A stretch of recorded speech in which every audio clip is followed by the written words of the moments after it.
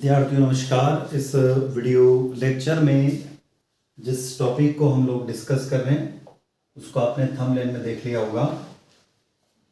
MP board कक्षा 12वीं यानी माध्यमिक शिक्षा मंडल बोर्ड की कक्षा 12वीं के यूनिट नंबर 2 विषय रसायन शास्त्र यानी केमिस्ट्री। जिस यूनिट सेकंड की हम बात कर रहे हैं उसका नाम आप अच्छे से जानते हो, इलेक्ट्रोकेमिस्ट्री यानी कि विद्युत रसायन। इस वीडियो लेक्चर में बात करेंगे पिछले 12 वर्ष यानी 2013 से लगाकर 2024 तक के प्रश्न जो एमपी बोर्ड में इलेक्ट्रोकेमिस्ट्री यानी विद्युत रसायन यूनिट के अंतर्गत पूछे गए हैं। और इस वीडियो लेक्चर में हम जो देखने वाले हैं तो हम हिंदी और अंग्रेजी दोनों माध्यम में back to back year wise सभी क्वेश्चन को हम लोग सॉल्व करेंगे यानी उसको डिस्कस करेंगे। तो विद्यार्थियों आप जुड़े हुए हैं आपके अपने यूट्यूब प्लेटफॉर्म स्क्रीन पर आपको दिखाई दे रहा है केमिस्ट्री बाय डी शर्मा पर मेरे साथ यानी डॉक्टर दीपेंद्र कुमार शर्मा के साथ। वीडियो अच्छा लगता है तो लाइक करने में कंजूसी ना करें, अपने क्लासमेट तक इस वीडियो को शेयर अवश्य करें, कमेंट बॉक्स में कमेंट करके जरूर बताएं। और आपने अभी तक आपके चैनल को सब्सक्राइब नहीं किया तो चैनल को सब्सक्राइब अवश्य कर लीजिए जिससे हमें एक मोटिवेशन मिलता रहे और हम इसी तरीके से आपके लिए वीडियो लेक्चर बनाते रहें। तो विद्यार्थियों हम यहाँ पर जो बता रहे हैं आपको क्लियर हो गया होगा। माध्यमिक शिक्षा मंडल भोपाल की कक्षा 12वीं विषय रसायन शास्त्र यूनिट 2 जिसका नाम है इलेक्ट्रोकेमिस्ट्री विद्युत रसायन के पिछले 12 वर्षों के हम प्रश्नों का सॉल्यूशन देखेंगे हिंदी और अंग्रेजी दोनों माध्यम में बैक टू बैक। तो विद्यार्थियों हमारी यात्रा चालू करते हैं, हम लोग हमारी जो ट्रैवलिंग है हमारी जर्नी है वो चालू करते हैं। हम शुरुआत करते हैं इस वीडियो लेक्चर में 2024 से। 2024 से इलेक्ट्रोकेमिस्ट्री विद्युत रसायन में कौन से प्रश्न पूछे गए थे। तो पहला प्रश्न आपको दिखाई दे रहा है, right the definition of resistivity यानी प्रतिरोधकता की परिभाषा लिखें। तो प्रतिरोधकता किसे कहते हैं? तो resistivity is the resistance of flow of current from one end to the other in a materials यानी प्रतिरोधकता किसी पदार्थ में एक सिरे से दूसरे सिरे तक धारा के प्रवाह का प्रतिरोध है। क्लियर? तो क्या कहा गया? One end to another end in a material. आगे बात करें तो electrical resistivity is a simple accessibility and the informative quantities to describe the material यानी विद्युत प्रतिरोधकता पदार्थ का वर्णन करने के लिए एक सरल और जानकारीपूर्ण मात्रा है। It is the reciprocal of electrical conductivity. यह किसकी रेसिप्रोकल है? तो यह विद्युत चालकता की, देखो यहां दिया हुआ है क्या लिखा? यह विद्युत चालकता का व्युत्क्रम है यानी ये याद रखना आप लोग, it is the reciprocal of electric conductivity. आगे बात करें तो रेजिस्टिविटी इज रिप्रेजेंटेड बाय रो। किससे रिप्रेजेंटेड किया गया? रो। प्रतिरोधकता को रो से दर्शाया जाता है। ये जो सिंबल आपको दिखाई दे रहा है ना, इस सिंबल को क्या कहते हैं विद्यार्थियों? रो कहते हैं। And is directly proportional to the material resistance and length और ये पदार्थ में के प्रतिरोध और लंबाई के सीधे अनुपातिक होती है यानी उसके डायरेक्ट क्या होती है? प्रोपोर्शनली होती है। आगे देखो इसके definition, resistivity is inversely proportional to the area of cross section of the given material यानी प्रतिरोधकता दी गई सामग्री के क्रॉस सेक्शन क्षेत्र के क्या होती है? व्युत्क्रमानुपाती होती है। अब बात करते हैं इसका फार्मूला आपको यहां दिखाई दे रहा, क्या फार्मूला है? देखो बहुत हमने फार्मूला यहां पर आपको येलो मार्क किया हुआ है, फार्मूला आपको बताएगा। ठीक है, तो क्या है यहां पर बता रखा है कि rho equal to R A by L. क्या है? R A by L. ये इसको एक और तरीके से लिख सकता हूं, rho equal to R A by L भी लिखा जा सकता है। यानी रो यहां क्या है? रो रेजिस्टिविटी को रिप्रेजेंट करी। रो क्या है? आपकी प्रतिरोधकता हो गई। आर क्या है? रेजिस्टेंस है। आर क्या है? प्रतिरोध है। It is the length of the material यानी एल क्या है? एल जो है वो मटेरियल की लेंथ है यानी आपके पास जो सामग्री या पदार्थ है उसकी लंबाई क्या हो गई? उसकी लंबाई यहां पर आपकी एल हो गई। और ए क्या है? उसका क्रॉस सेक्शन एरिया यानी ए आपका क्रॉस सेक्शन का क्षेत्र हो जाता है। ध्यान रखना विद्यार्थियों, यह पहला प्रश्न आया था 2024 में। क्या प्रश्न था? यह भी हमने डिस्कस किया, प्रतिरोधकता की परिभाषा। Right the definition of resistivity, ये प्रश्न 2 नंबर में आया था। थोड़ा हमने इसको फुल फॉर्म में डिस्क्राइब देखा, इसको शॉर्ट फॉर्म में भी आप लिख सकते हैं वहां पर। इसके और में क्या क्वेश्चन आया था? इसके और में 2024 में प्रश्न आया था विशिष्ट चालकता की परिभाषा लिखें। Right the definition of specific conductivity.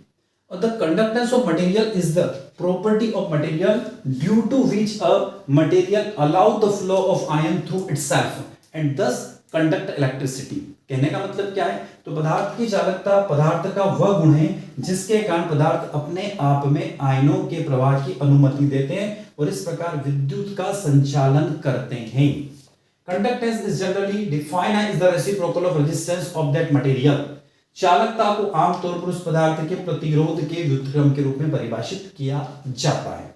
इसकी ऐसा यूनिट क्या है? सीमेंस से। ध्यान रखना, इसकी ऐसा यूनिट क्या है? सीमेंस से। Specific conductivity better known as conductivity, यानी विशिष्ट चालकता जिसे हम चालकता के रूप में बेहतर से जानते हैं, is the measure of the ability of that material to conduct the electricity. ये उस पदार्थ के विद्युत का संचालन करने की क्षमता का माप, यानी किसी भी, जैसे मैंने कहा मेरे पास सब्सटेंस इलेक्ट्रिसिटी जो पास होगी ना, इसमें विद्युत जो पास होगी, करंट जो पास होगा, उसका माप होती है।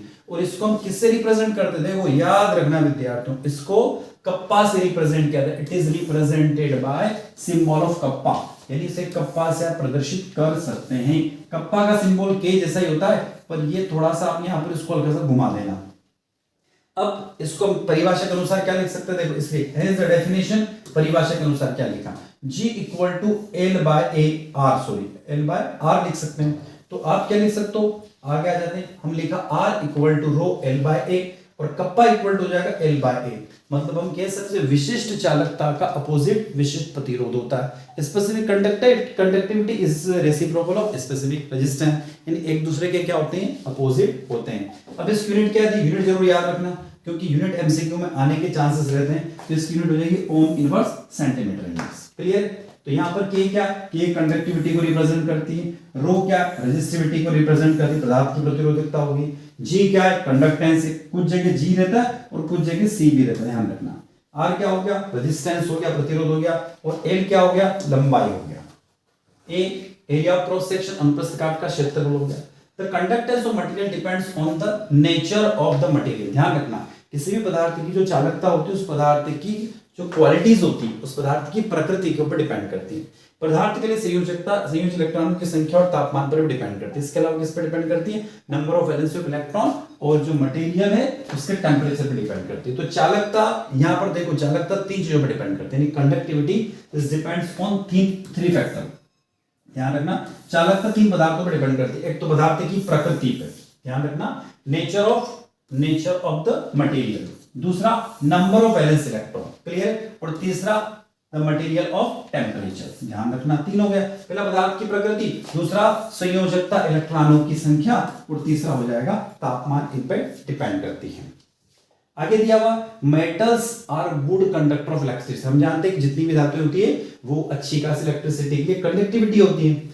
टू देयर वैलेंस इलेक्ट्रॉन, मतलब उसमें जितने ज्यादा वैलेंस इलेक्ट्रॉन होंगे उसकी कंडक्टिविटी उतनी अच्छी होगी। We observe that conductance of material decrease with increase in temperature. ये बात जरूर याद रखना कि जब किसी भी मेटल के बारे में बात कर रहे हैं, किसी धातु के बारे में बात कर रहे हैं, तो वहां पर क्या होगा कि जब आप इसका टेम्परेचर इंक्रीज करोगे ना, टेम्परेचर इंक्रीज करोगे किसी मेटल का, तो उसका कंडक्टिविटी डिक्रीज होती है। मतलब तापमान बढ़ाने पर कंडक्टिविटी डिक्रीज हो जाती है। अब आ जाते हैं कोलराश के नियम क्या है और उसका सूत्र क्या है और उसका अनुप्रयोग की तरफ चलते हैं। तो देखो विद्यार्थी, यहाँ कोलराश के नियम की तरफ मैं आ रहा हूं और उसका मैं अभी फार्मूला भी देखता हूं और बात करते हैं कोलराश के लिए। देखो कोलराश क्वेश्चन आया था 2024 में, सेकंड क्वेश्चन था, और write Kohlrausch law and its two application. Kohlrausch का नियम क्या है और इसका सूत्र लिखिए और उदाहरण से समझाइए। ठीक है विद्यार्थियों, तो देखो अब यहाँ पर कोलराश का एक फार्मूला दिया हुआ, उसको हम हिंदी इंग्लिश दोनों में समझ लेते हैं। कोलराश का डेफिनेशन क्या है? तो कोलराश डेफिनेशन में molar conductance of electrolyte is infinite dilution is the sum. उसमें कहा गया है हिंदी में दोहरा देता हूं मैं, अनंत तनुता पर इनफाइनाइट डाइल्यूशन की बात हुई है। अनंत तनुता पर मोलर कंडक्टिविटी किसकी? मोलर कंडक्टिविटी किसकी?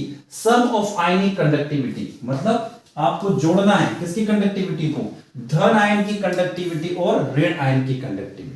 इसको multiply of the numbers of each ion present of one unit of the electrolytes. It is can be represented by, एक फार्मूला आपको यहां दिखाई दे रहा है। देखो ये क्या है? ये बता रहा है मोलर, ये कंडक्टिविटी का साइन है और ये इनफाइनाइट का साइन है।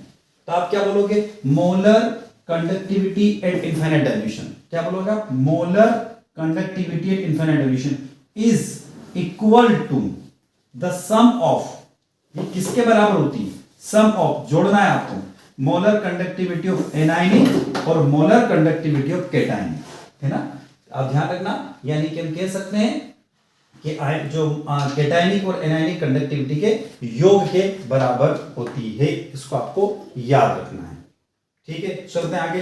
अब यहां पर क्या क्या दिया हुआ है, देखो यहां पर बताया था ये जो दिया हुआ है, इसको यहां पर मैं क्लियर कर देता हूं आपको थोड़ा सा। देखो ये जो दिया हुआ है ये किसको रिप्रेजेंट कर रहा है, तो यहां पर ये जो दिया हुआ है ना, ये molar conductivity at infinite dilution, ठीक है। ये मोलर कंडक्टिविटी एनायनिक और मोलर कंडक्टिविटी एटायनिक, ये लिखा हुआ देखो, तो यहां पर इसको रिप्रेजेंट कर रहा है, इसको आप नोट डाउन कर लेना। चलते हैं आगे। कोलराश के नियम के अनुप्रयोग, एप्लीकेशन जरूर याद रखना। हम यहाँ पर 3 एप्लीकेशन मैंने बोर्ड पे आपको उतार रखी है, ये 3 सरल एप्लीकेशन है। पहला है to find the molar conductivity of weak electrolytes at infinite dilution, दुर्बल विद्युत अपघट्यों की अनंत अनुता पर मोलर चालकता ज्ञात करना।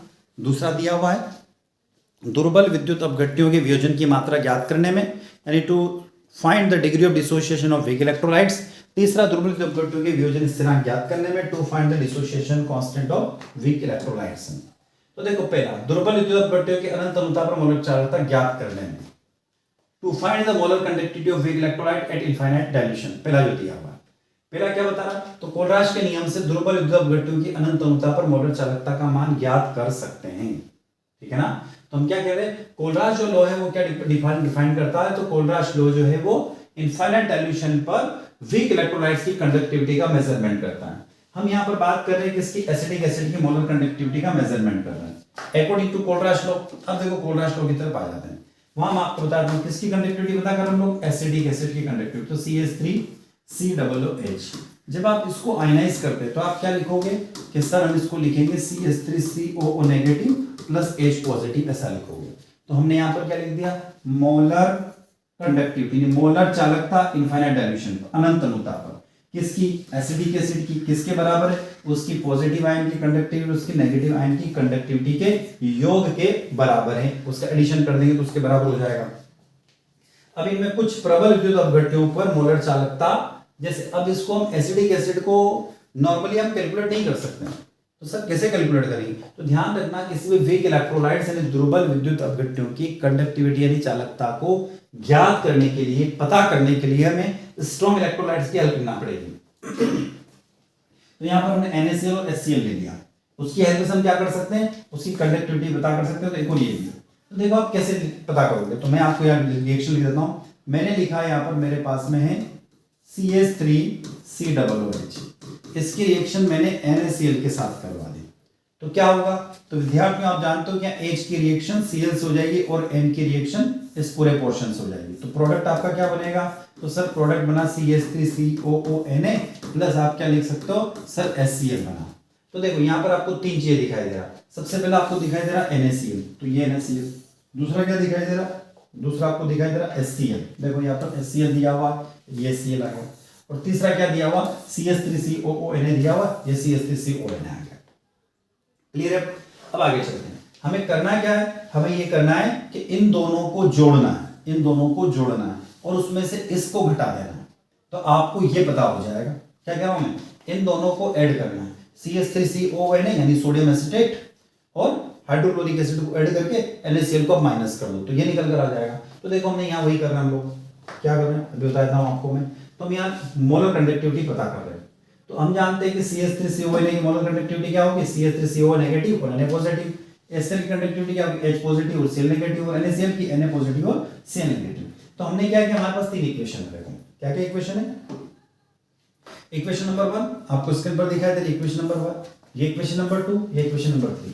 हम क्या करेंगे, इक्वेशन नंबर 1 और 2 को तो ऐड कर देंगे, वो ऐड कर लिया, और 3 को उससे सब्सट्रैक्ट कर देंगे, माइनस कर देंगे।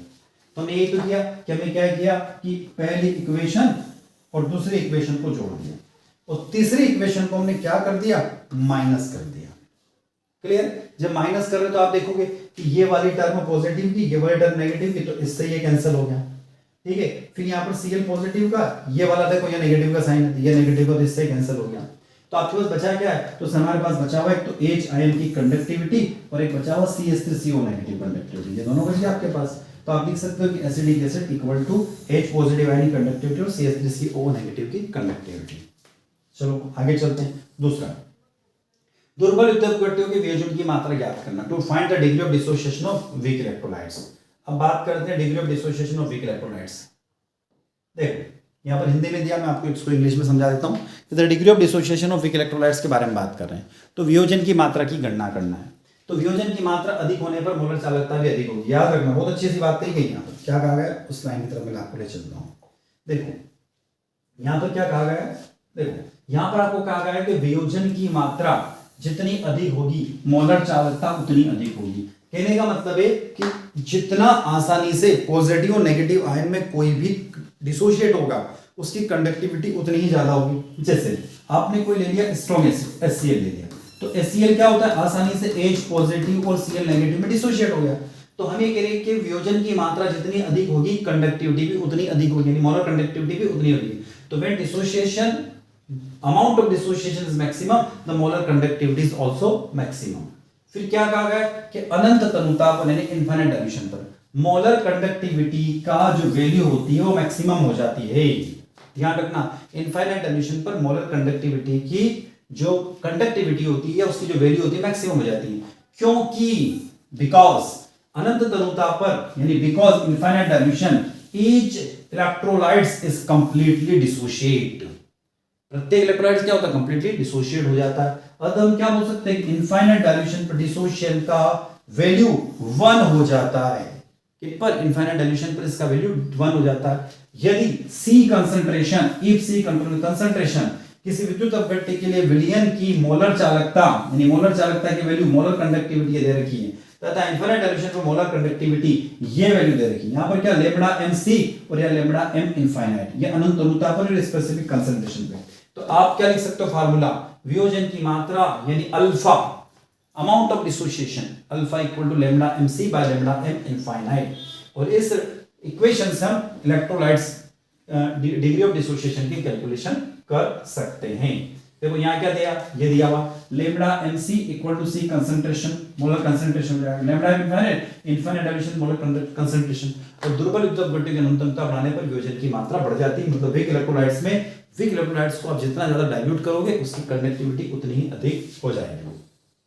ये दो एप्लीकेशन होगी, कोल्ड्राश लॉ उसके दो एप्लीकेशन। अब आगे चलते हैं, इसके और में क्या क्वेश्चन था विद्यार्थियों के, हम 2024 में ही अभी 24 से लगा 23 से उठकर 23 पे नहीं आए, अभी 24 के प्रश्नों को डिस्कस कर रहे हैं हम लोग अभी।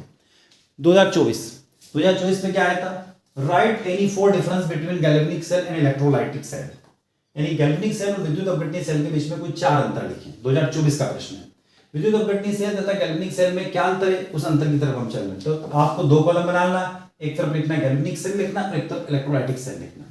गैल्वेनिक सेल क्या होता है, तो a galvanic cell is an electrochemical cell that can be produce electricity using a chemical reactions। यानी गैल्वेनिक सेल एक इलेक्ट्रोकेमिकल सेल होता है जो रासायनिक अभिक्रिया का उपयोग करके बिजली का उत्पादन कर सकता है। The electrical cell used an electrical current for the propagations of the chemical reaction। Electrolytic cell रासायनिक अभिक्रिया के प्रसार के लिए विद्युतीय प्रवाह का उपयोग करता है। तो देखो दोनों में डिफरेंस आ गया, ये क्या करता है, इलेक्ट्रिसिटी का उपयोग करता है और इलेक्ट्रिसिटी का यूज करता है। Next point, this cell is convert chemical energy into electrical energy. यह सेल क्या करता है, रासायनिक ऊर्जा को विद्युत ऊर्जा में बदलता है। और दूसरा क्या होता है, यह विद्युत ऊर्जा को रासायनिक ऊर्जा में कन्वर्ट करता है, it convert chemical energy into electrical energy. तीसरा, here is a spontaneous reaction occur, यानी इसमें अभिक्रिया जो होती है वो आसानी से हो जाती है और सहज होती है, ठीक है। और इसमें क्या लिखोगे, नॉन स्पॉन्टेनियस रिएक्शन यानी नहीं होती है इसमें, तो इसमें अनायास अभिक्रिया घटित नहीं होती है।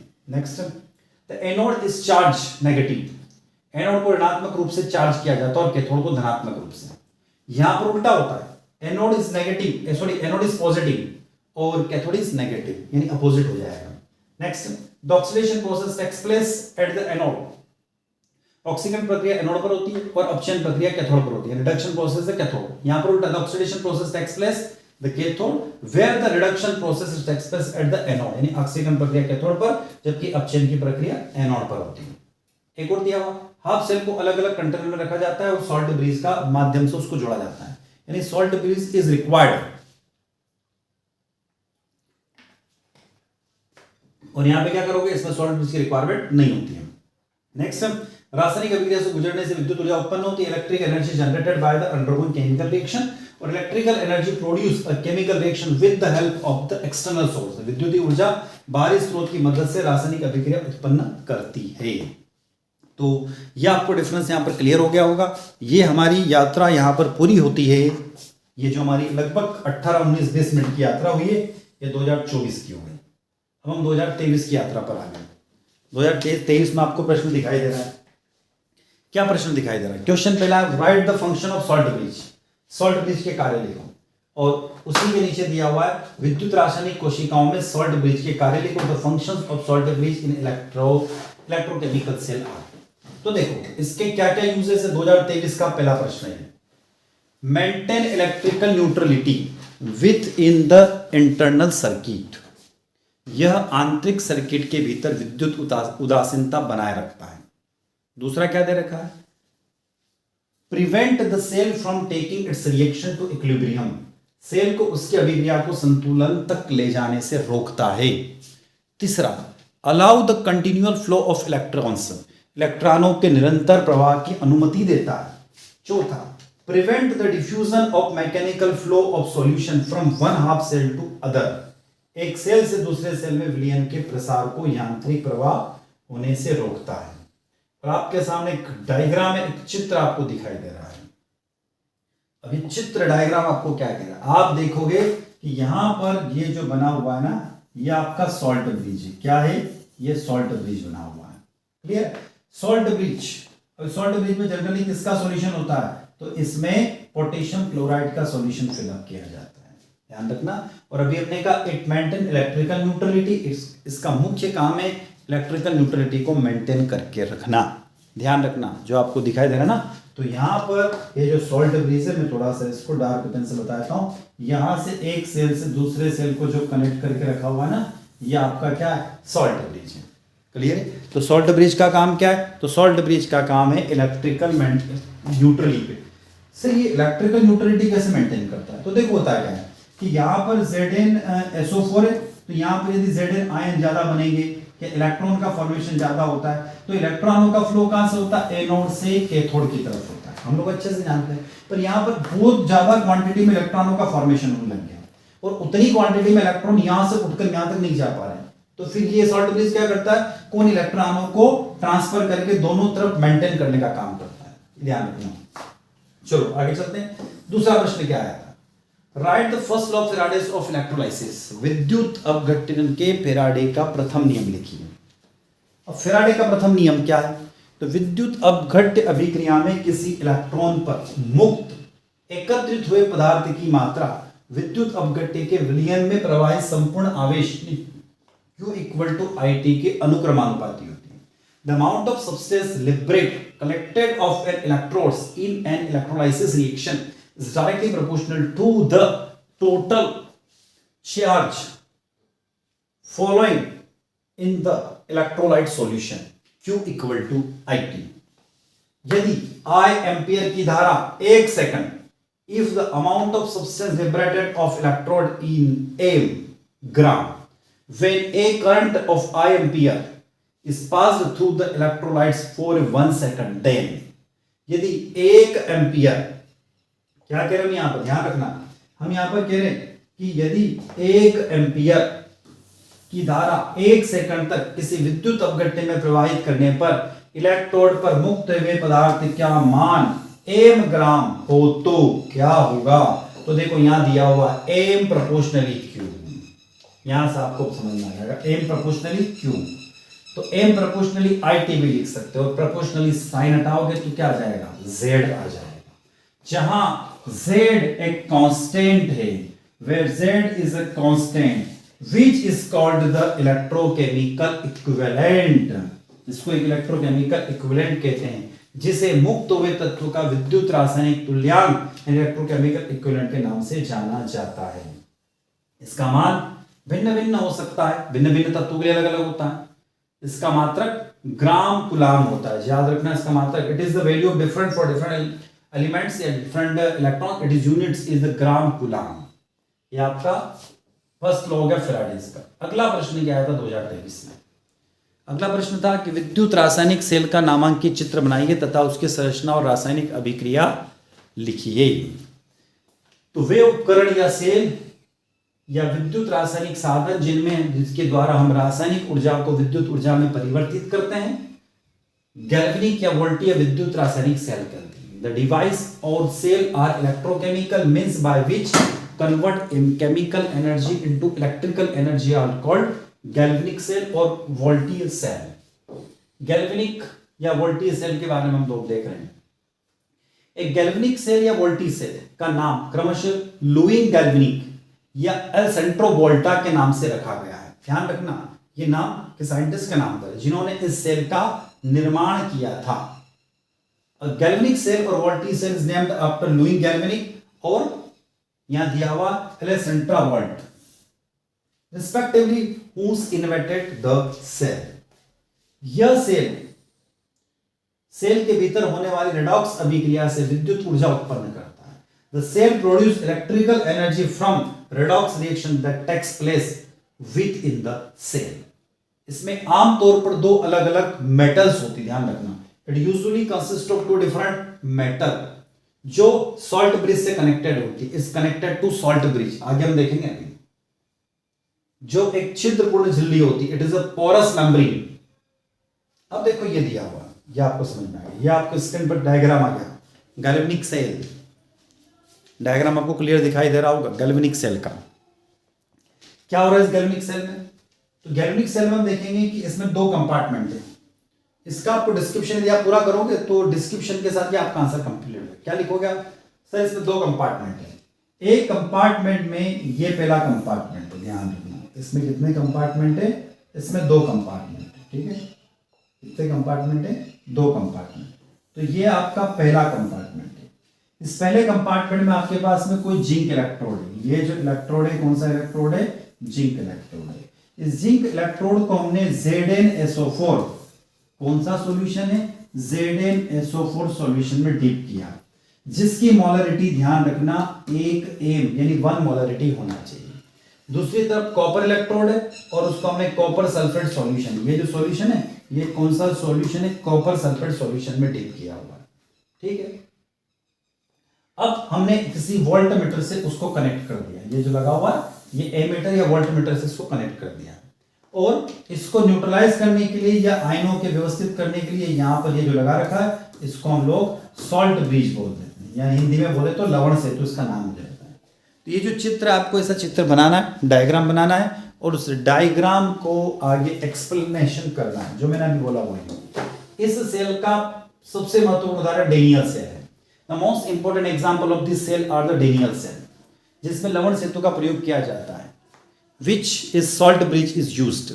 इस सेल में दो पात्र होते हैं। This cell is a 2 vessels. एक पात्र में जिंक की छड़ को ZnSO4 के सॉल्यूशन में डिप्ड कर देते हैं। तो इन 1 vessel rod of zinc is placed on ZnSO4 solution. अगले में क्या, दूसरे पात्र में यानी सेकंड जो हमारे पास में वेसल्स होगी, कॉपर इलेक्ट्रोड को यानी कॉपर छड़ को कॉपर सल्फेट के सॉल्यूशन में डिप कर देते हैं। तो in the other vessel a copper rod is dipped on the copper sulphate solution. दोनों अर्ध सेल यानी दोनों हाफ सेल, ध्यान रखना इनको हाफ सेल बोलते हैं, इनको कंप्लीट सेल नहीं बोलते हैं। ये वाला भी हाफ सेल है और ये वाला भी हाफ सेल, ध्यान रखना दोनों हाफ सेल है। तो दोनों अर्ध सेल के मध्य उत्पन्न विभवांतर ज्ञात करने के लिए दोनों छड़ को विभव मापी यानी वोल्टमीटर से जोड़ देते हैं। To find the potential difference generated between the two half cell, both the rod is connected the potentiometer. दोनों अर्ध सेलों का संबंध लवण सेतु से कर दिया जाता है और both the half cell are connected to salt bridge. देखो हमने यहाँ पर इसमें एक वोल्टमीटर लगा दिया, ये लगा रखा और दोनों को एक सॉल्ट ब्रिज से कनेक्ट कर दिया है। अब हम चलते हैं इसके रिएक्शन। अब इस पर रिएक्शन क्या होती है, देखो इस पे याद ध्यान रखना, Zn जो होता है जिंक इलेक्ट्रोड, उसका तो ऑक्सीडेशन होगा और कॉपर इलेक्ट्रोड का क्या होगा, रिडक्शन होगा। तो जिंक की छड़ से Zn2 पॉजिटिव आयन विलयन में जाते हैं तथा इलेक्ट्रॉन Zn की छड़ पर शेष रह जाते हैं। तो Zn2 positive ion from the Zn rod go into solution and electrons remaining of Zn। तो Zn किस में कन्वर्ट हो गया, Zn2 पॉजिटिव प्लस 2 इलेक्ट्रॉन में कन्वर्ट हो गया। अतः जिंक की छड़ पर ऑक्सीडेशन हो रहा है अतः इसे एनोड कहते हैं। तो देखो यहां पर हमने जो बताया ना, ये जिंक इलेक्ट्रोड है। अब आप जिंक इलेक्ट्रोड है तो उसका आप क्या कहोगे? तो विद्यार्थी यहां पर क्या हो रहा है, इस वाले पोर्शन पर हो रहा है आपका ऑक्सीकरण, ऑक्सीडेशन, ऑक्सीकरण हो रहा है। और इसको हमने क्या नाम दे दिया, ये जो पॉइंट रहेगा ये आपका एनोड रहेगा, यानी कि नेगेटिव टर्मिनल रहेगा। तो ये इसका अपोजिट, ये पॉजिटिव टर्मिनल, उधर एनोड हो रहा है तो इधर क्या होगा, ये आपका कैथोड हो जाएगा। ठीक है, हिंदी और इंग्लिश में एनोड कैथोड ही बोलते हैं। उधर ऑक्सीडेशन हुआ तो यहाँ क्या हो जाएगा, रिडक्शन, हिंदी में कहें तो यहाँ पर अपचयन हो जाता है। देखते हैं आगे, आगे थ्योरेटिकल पोर्शन में बताया। अब आगे रिएक्शन देखो, यहाँ पर Zn किस में कन्वर्ट हो गया, Zn टू पॉजिटिव प्लस 2। आगे देखते हैं, इलेक्ट्रॉन जिंक की छड़ पर शेष रहने के कारण इसकी पोलैरिटी नेगेटिव हो जाती है। Due two electron remaining of the zinc rod it's polarity is negative. ये जिंक पर किसका डेवलपमेंट हो रहा है, नेगेटिव आयनों का, इलेक्ट्रॉन्स का। तो इलेक्ट्रॉन्स पे कौन सा चार्ज होता है, नेगेटिव चार्ज होता है, इसलिए वो नेगेटिव टर्मिनल होता है, यानी कि वो एनोड हो जाता है। जिंक की छड़ से इलेक्ट्रॉन बाह्य परिपथ से होते हुए कॉपर की छड़ में जाते हैं, और कॉपर की छड़ में जो पोलैरिटी होती है, यानी ध्रुवणता होती है, वो धनात्मक हो जाती है। Electron from Zn rod go to the copper rod through the external circuit, polarity of copper is rod is positive। देखो हमने यहाँ क्या कहा, वापस में लाता हूं, हमने कहा कि जो इलेक्ट्रॉन का फ्लो कहाँ होगा, इस जिंक इलेक्ट्रोड से वोल्टमीटर से होते हुए कॉपर इलेक्ट्रोड की तरफ हो जाता है, यानी कॉपर छड़ की तरफ हो जाता है। अब देखो यहाँ पर क्या कह रहे हैं, आगे कॉपर की छड़ पर विलयन में उपस्थित Cu2 पॉजिटिव आयन Cu में अपचयित हो जाते हैं। Cu2 positive ion present in the solution on copper rod get reduced to Cu। Cu की छड़ पर अपचयन होने के कारण इसे कैथोड कहते हैं। Due to reduction takes place on copper rod is called the cathode. तो अभी थोड़ी देर पहले हमने क्या देखा था, तो देखो विद्यार्थी, थोड़ी देर पहले हमने देखा Cu की छड़ पर विलयन में उपस्थित Cu2 पॉजिटिव आयन Cu में अपचयित हो जाते हैं, यानी Cu2 positive ion present in a solution on Cu rod get reduce, यानी Cu की छड़ पर अपचयन होने के कारण इसे कैथोड कहते हैं। यानी कॉपर पर क्या हो रहा है, रिडक्शन हो रहा है, और जिंक पर क्या हो रहा है, ऑक्सीडेशन हो रहा है। तो यहां पर दो रिएक्शन हो रही, जिंक का ऑक्सीडेशन और कॉपर का रिडक्शन हो रहा है। तो इस सेल में हम जिंक का ऑक्सीडेशन तथा कॉपर का रिडक्शन, नहीं कॉपर का अपचयन, in this cell oxidation of zinc and reduction of Cu2 positive takes place. This resulting reaction is a redox reaction. इस रिजल्टिंग रिएक्शन को हमने क्या नाम दे दिया, रेडॉक्स रिएक्शन बोल दिया। विद्युत धारा में इलेक्ट्रॉन बहने की दिशा के विपरीत दिशा में हो जाती है, यानी कि the electric current flow in the opposite direction to the direction of flow of electron, that is, अर्थात विद्युत धारा Cu की छड़ से जिंक की छड़ की ओर प्रभावित होती है। That is electric current is transfer from copper rod towards zinc rod. तो यहां पर आपको क्लियर हो गया होगा कि विद्युत धारा इलेक्ट्रॉन बहने की दिशा से विपरीत चलती है। कैसे विपरीत दिशा में चल रही है, देखो हमने यहां पर भी क्या कहा, ये इलेक्ट्रॉनों का फ्लो कहां पर हुआ, देखो डायग्राम में हमने बताया था यहां पर कि इलेक्ट्रॉनों का फ्लो जिंक से कॉपर की ओर हुआ, इलेक्ट्रॉनों का फ्लो जिंक से कॉपर की ओर हुआ। तो इलेक्ट्रिसिटी का फ्लो जो होगा वो कॉपर से किसकी तरफ होगा, जिंक की तरफ हो जाएगा, यानी कि अपोजिट डायरेक्शन में हो जाएगा, जैसा भी हमने अभी आपको यहाँ पर बताया है इस पॉइंट नंबर 6 में। हमने क्या कहा यहाँ पर पॉइंट नंबर 6 में, देखो यहाँ बड़ी अच्छी सी बात लिखी हुई है कि विद्युत धारा इलेक्ट्रॉन बहने की दिशा की विपरीत दिशा में जाती है, यानी कि the electric current flow in the opposite direction to the direction flow of electrons, that is electric current is transfer from copper rod to zinc rod, यानी अर्थात विद्युत धारा कॉपर की छड़ से जिंक की छड़ की ओर प्रभावित होती है। यहां पर आपको बात क्लियर हो गई होगी। इस सेल का आविष्कार, देखो आगे चलते हैं, इस सेल का आविष्कार ब्रिटिश रसायनज्ञ और मौसम वैज्ञानिक जॉन फेडरिक डेनियल ने 1836 में किया। इसे इसलिए क्या बोलते हैं, डेनियल सेल या गैल्वेनिक सेल भी कहते हैं। This cell the oxidation of zinc takes place, the anode, देखो आगे लिखा, this cell was invented and British chemist, ठीक है ना, John Frederick Daniells in 1936। It is example of galvanic cell. In this cell, the oxidation of zinc takes place at the anode and the following half reaction takes place। इस cell पर zinc का ऑक्सीकरण anode पर होता है, जो निम्नलिखित अर्धविक्रिया द्वारा बताया जाता है, यह आपको दिखाई देगी। और ये जिंक पर क्या हो गया, ऑक्सीडेशन हो गया। तो जिंक पहले 0 ऑक्सीडेशन स्टेट में था, वो 2+ में चला गया, तो उसका ऑक्सीडेशन नंबर इंक्रीज हो गया। इसी तरह कॉपर का क्या हो गया, तो when copper undergo reduction at the cathode, जबकि कॉपर कैथोड पर अपचयन से गुजरता है, और निम्नलिखित रिएक्शन होती है तो ये आपको ये दिखाई दे रहा कि ये जो इलेक्ट्रॉन यहां से निकले वो किसके पास आ जाते हैं, ये कॉपर के पास आ जाते हैं, ठीक है। और कॉपर का क्या हो जाता है, रिडक्शन हो जाता है। अतः इस कंप्लीट सेल रिएक्शन को इन दोनों को मैंने कंबाइन कर दिया। तो मैंने क्या लिखा, यहां पर लिख दिया मैंने, देखो मैंने क्या लिखा है पर Zn0 से Cu2 पॉजिटिव और Zn2 पॉजिटिव से Cu। तो यहां पर आप देखोगे कि जिंक का तो क्या हो गया, ऑक्सीडेशन हो गया यानी ऑक्सीकरण हो गया, और कॉपर का क्या हो गया, रिडक्शन हो गया। इसलिए दोनों रिएक्शन क्या हो रही, साथ साथ चल रही है। इसलिए इस रिएक्शन को हम लोग क्या बोलते हैं विद्यार्थियों, इसको रेडॉक्स अभिक्रिया के नाम से जाना जाता है। इसलिए हम इसको क्या बोल सकते हैं, it is a redox reaction, इसको आप लोग कह सकते हो। आगे चलते हैं। इसके अलावा 2023 में अगला प्रश्न क्या, नष्ट समीकरण लिखे और जिससे डेराइव करें। तो देखो नष्ट समीकरण यहां पर मैंने हिंदी में दे रखी है, आपको इंग्लिश में मैं समझा देता हूं। रासायनिक सेल हेतु नष्ट समीकरण तथा इसके अनुप्रयोग, ठीक है ना। Nernst equations and application to chemical cell, यहां पर दिया हुआ है, आपको क्लियर हो रहा होगा। यहां पर डायग्राम, ये जो महान रासायनिक नष्ट है जिन्होंने इसको डिस्कवर किया है उनका पिक्चर यहां पर हमने बता रखा है। देखो ये क्या है, उसकी तरफ चलते हैं। यहां पर नष्ट के भिन्न भिन्न ताप एवं सांद्रता वाले विलयनों से युक्त सेलों के विभव को मापने के लिए एक समीकरण दिया। तो नष्ट ने क्या किया, नष्ट ने different temperature and concentration solutions to calculate potential of cell, to calculate potential of cell to derive in one equation. Clear? This equation is derived by standard potential and 298 Kelvin and 1 mole concentration. देखो ये जो equation दी गई है, यह temperature इस पे रखा गया है 298 केल्विन रखा गया, ध्यान रखना। और कंसंट्रेशन यानी कि C क्या रखा गया है, 1m इसका कंसंट्रेशन रखा गया है। देखो आगे चलते हैं, यहाँ क्या कहा गया, इस सामान्य इलेक्ट्रोड अभिक्रिया, हमारे पास जनरल इलेक्ट्रोड रिएक्शन है। जनरल इलेक्ट्रोड रिएक्शन क्या है, उस इलेक्ट्रोड रिएक्शन की तरफ चलते हैं। तो जनरल इलेक्ट्रोड रिएक्शन ये दे रखी है, क्या दे रखी है, एम आपके पास में कोई मेटल है, उसके ऊपर n प्लस चार्ज है और आपने इसको n इलेक्ट्रॉन दे दिया, यानी इसने इलेक्ट्रॉन गेन कर लिया। तो ये किस में कन्वर्ट हो गया, m में कन्वर्ट हो गया, यानी कि इसका क्या हो गया, रिडक्शन हो गया। तो नष्ट सेल इक्वेशन क्या है, नष्ट सेल AEM E0M, ठीक है ना, minus RT by NF ln M by Mn plus, M by Mn plus. M मतलब प्रोडक्ट और ये क्या हो गया, रिएक्टेंट। ये आपका प्रोडक्ट हो गया और ये आपका क्या हो गया, रिएक्टेंट हो गया। आगे चलते हैं, इस इक्वेशन को थोड़ा सा और मैं अलग फॉर्म में देख रहा हूं। यहां देखो, यहां पर E0 क्या है, NHE के सापेक्ष,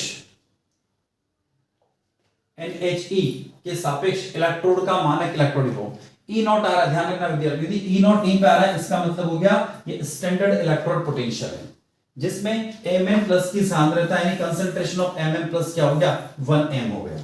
Mn प्लस क्या है, मेटल आयनों का कंसंट्रेशन है 1 मोलर कंसंट्रेशन पर, Ms मेटल का कंसंट्रेशन, T टेंपरेचर है केल्विन में, R की वैल्यू आप अच्छे से जानते हो 8.314 joule kelvin inverse mole inverse.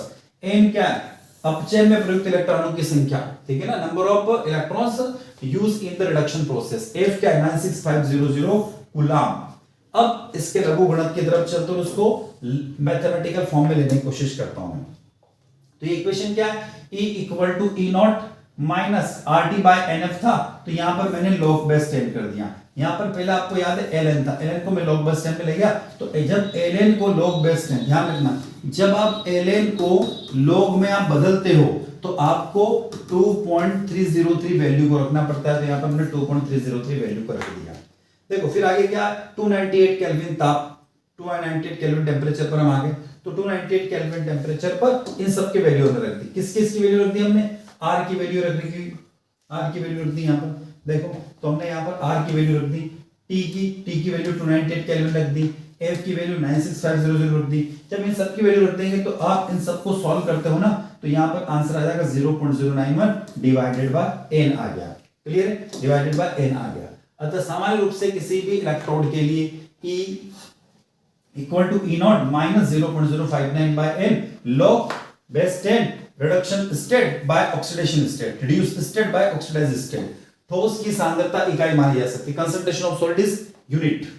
तो हम यहाँ पर क्या लिख सकते हैं 1/mn प्लस में भी इसको लिख सकते हैं। यहाँ पर जितने भी इक्वेशन नंबर 1 2 3 4 5 सभी क्या कहलाती है, सभी को हम लोग नस्ट इक्वेशन के नाम से जानते हैं। तो विद्यार्थियों ये तो हमारी यात्रा पूरी होती है कौन सी, 2023 की। अब हम 2023 की यात्रा को पूरा करके हम आगे 2022 की यात्रा की तरफ 2022 की तरफ चलते हैं। अब हमारी यात्रा जो है 2022 में आ रही है, 2022 में आपको पहला प्रश्न दिखाई दे रहा है, कोलराश का नियम क्या है, उदाहरण से ही समझाइए तथा इसके दो अनुप्रयोग लिखो। Explain Kohlrausch law with example and write its two application. तो कोलराश लॉ हम ऊपर पढ़ चुके हैं और उसके बारे में दो एप्लीकेशन हम लोगों ने देख चुके हैं। उसके बाद में अगला प्रश्न यहां पर दिया हुआ है, निम्नलिखित को परिभाषित करो, define the following. Specific conductivity यानी विशिष्ट चालकता, इक्विवेलेंट कंडक्टिविटी यानी तुल्यांकी चालकता, मोलर कंडक्टिविटी यानी मोलर चालकता, सेल कांस्टेंट यानी सेल स्थिरांक और स्पेसिफिक रेजिस्टेंस यानी विशिष्ट चालकता। तो विद्यार्थियों ये सब प्रश्न आए थे 2022 में। अब इन सभी के आंसर की तरफ हम चलते हैं। पहला प्रश्न स्पेसिफिक कंडक्टिविटी यानी विशिष्ट चालकता। तो विशिष्ट चालकता क्या होती है, तो 1 घन सेंटीमीटर में विलयन की चालकता को विशिष्ट चालकता कहते हैं और इसे कप्पा द्वारा प्रदर्शित किया जाता है। The conductivity of solution in 1 cubic centimeter is called specific conductivity. It is represented by kappa. हमने इससे पहले भी इसको देखा था, तो ये 2024 में भी आया था क्वेश्चन, 2022 में भी आया। तो विशिष्ट चालकता की यूनिट क्या हो गई, तो विद्यार्थी विशिष्ट चालकता की यूनिट यहाँ पर क्या हो जाती है, इसकी यूनिट यहाँ पर कप्पा हो जाती है, याद रखना। ठीक है, इसको कप्पा से रिप्रेजेंट करते हैं और कप्पा इक्वल टू होता है 1/ρ हो जाता है। अतः किसी विलयन की विशिष्ट चालकता उसके 1 सेंटीमीटर घन विलयन की चालकता होती है। तो so the specific conductivity of the solution, the conductivity of 1 cubic centimetre of its solution. विशिष्ट चालकता यानी specific conductivity kappa equal to 1/ρ, और इसको हम क्या लिख सकते हैं, L/RA लिख सकते हैं। तो विशिष्ट चालकता क्या हो जाएगी, specific conductivity kappa equal to C into L/A। तो याद रखना C into L/A, ये वाला पोर्शन आपको याद रखना है, C into L/A, और इसकी यूनिट यानी इसकी इकाई जरूर याद रखना, ohm inverse centimetre inverse unit जरूर याद रखना। यूनिट हमारे काम की है, बिना यूनिट के किसी भी आंसर को आप नहीं लिखेंगे, याद रखिएगा। दूसरा प्रश्न, इक्विवेलेंट कंडक्टिविटी तुल्यांकी चालकता क्या है। तो यदि किसी विलयन में विद्युत अपघट्य का एक तुल्यांक विलय हो तो 1 सेंटीमीटर दूरी पर स्थित 2 समांतर इलेक्ट्रोडों के मध्य की चालकता को तुल्यांकी चालकता कहते हैं। तो if one equivalent of an electrolytes is dissolved in a solution, then the conductivity between the two parallel electrodes situated at a distance of 1 centimeter is called equivalent conductivity. Equivalent conductivity को हम लिख सकते हैं lambda eq equal to kappa into v, और lambda eq equal to kappa into 1000/n। इसकी unit क्या है, unit वापस मैं कह रहा हूं, यूनिट जरूर याद रखना। तो यूनिट इसकी यहां पर दे रखी है, ohm inverse centimetre square equivalent inverse, ohm inverse centimetre square equivalent inverse, इस यूनिट को आपको याद रखना होगा। अगला तीसरा दिया है मोलर कंडक्टिविटी। यदि किसी विलयन में विद्युत अपघट्य का 1 मोल विलय हो तो 1 सेंटीमीटर दूरी पर स्थित 2 समांतर इलेक्ट्रोडों के मध्य की चालकता को मोलर चालकता कहते हैं। If 1 mole of electrolytes is dissolved in a solution, then the conductivity between 2 parallel electrodes placed at a distance of 1 centimeter is called molar conductivity. और क्या एक और डेफिनेशन दी हुई, यदि विलयन के V आयतन में गुण इलेक्ट्रोड के 1 मोल विलयन की चालकता है, it is the conductivity of 1 mole of electrolyte dissolved in V volume of solution। तो lambda m equal to kappa into क्या हो जाएगा, V हो जाएगा, और lambda m equal to kappa into 1000/m, और इसकी यूनिट क्या हो जाएगी विद्यार्थियों, तो इसकी यूनिट यहाँ पर दी हुई है, इस यूनिट को आप याद कर लेगा। इकाई इसकी हो जाएगी ohm inverse centimetre square mole inverse. चलो नेक्स्ट डेफिनेशन क्या दे रही है, उसकी तरफ चलते हैं। नेक्स्ट डेफिनेशन है सेल कांस्टेंट। यदि किसी चालकता सेल में इलेक्ट्रोडों के बीच की दूरी L हो, यानी the distance L between the electrodes of a conductivity cell, तथा किसी एक इलेक्ट्रोड के तल का क्षेत्रफल A निश्चित रहता है, ठीक है ना। तो and the surface area of any one electrode remain fix, अतः इनका अनुपात एक स्थिरांक होगा, hence their ratio is a constant, जिसे हम लोग सेल स्थिरांक कहते हैं। इट इज कॉल्ड सेल स्थिरांक, और इसे G से रिप्रेजेंट करते हैं। तो G इक्वल टू L/A, याद रखना G इक्वल टू L/A, और इसका यूनिट जरूर याद रखना, बहुत बार आ चुका है, सेंटीमीटर इनवर्स हो जाएगा। क्यों, क्योंकि L का यूनिट तो सेंटीमीटर, इसका यूनिट क्या हो जाएगा, सेंटीमीटर स्क्वायर, डिवाइडेड है तो इसको सेंटीमीटर से घटा, ये ऊपर जाएगा तो सेंटीमीटर इनवर्स इसका यूनिट हो जाएगा, याद रखिएगा इसको। नेक्स्ट अगला क्या है, स्पेसिफिक रेजिस्टेंस, विशिष्ट चालकता। किसी पदार्थ के एक एकांक अनुप्रस्थ काट वाले एकांक लंबाई के तार के प्रतिरोध को उसका विशिष्ट प्रतिरोध या प्रतिरोधकता कहते हैं। Resistance of wire of unit length having unit cross section of a material is called specific resistance or resistivity। क्या होगा, rho equal to R A by L, इसको लिखेंगे rho R equal to L by ए।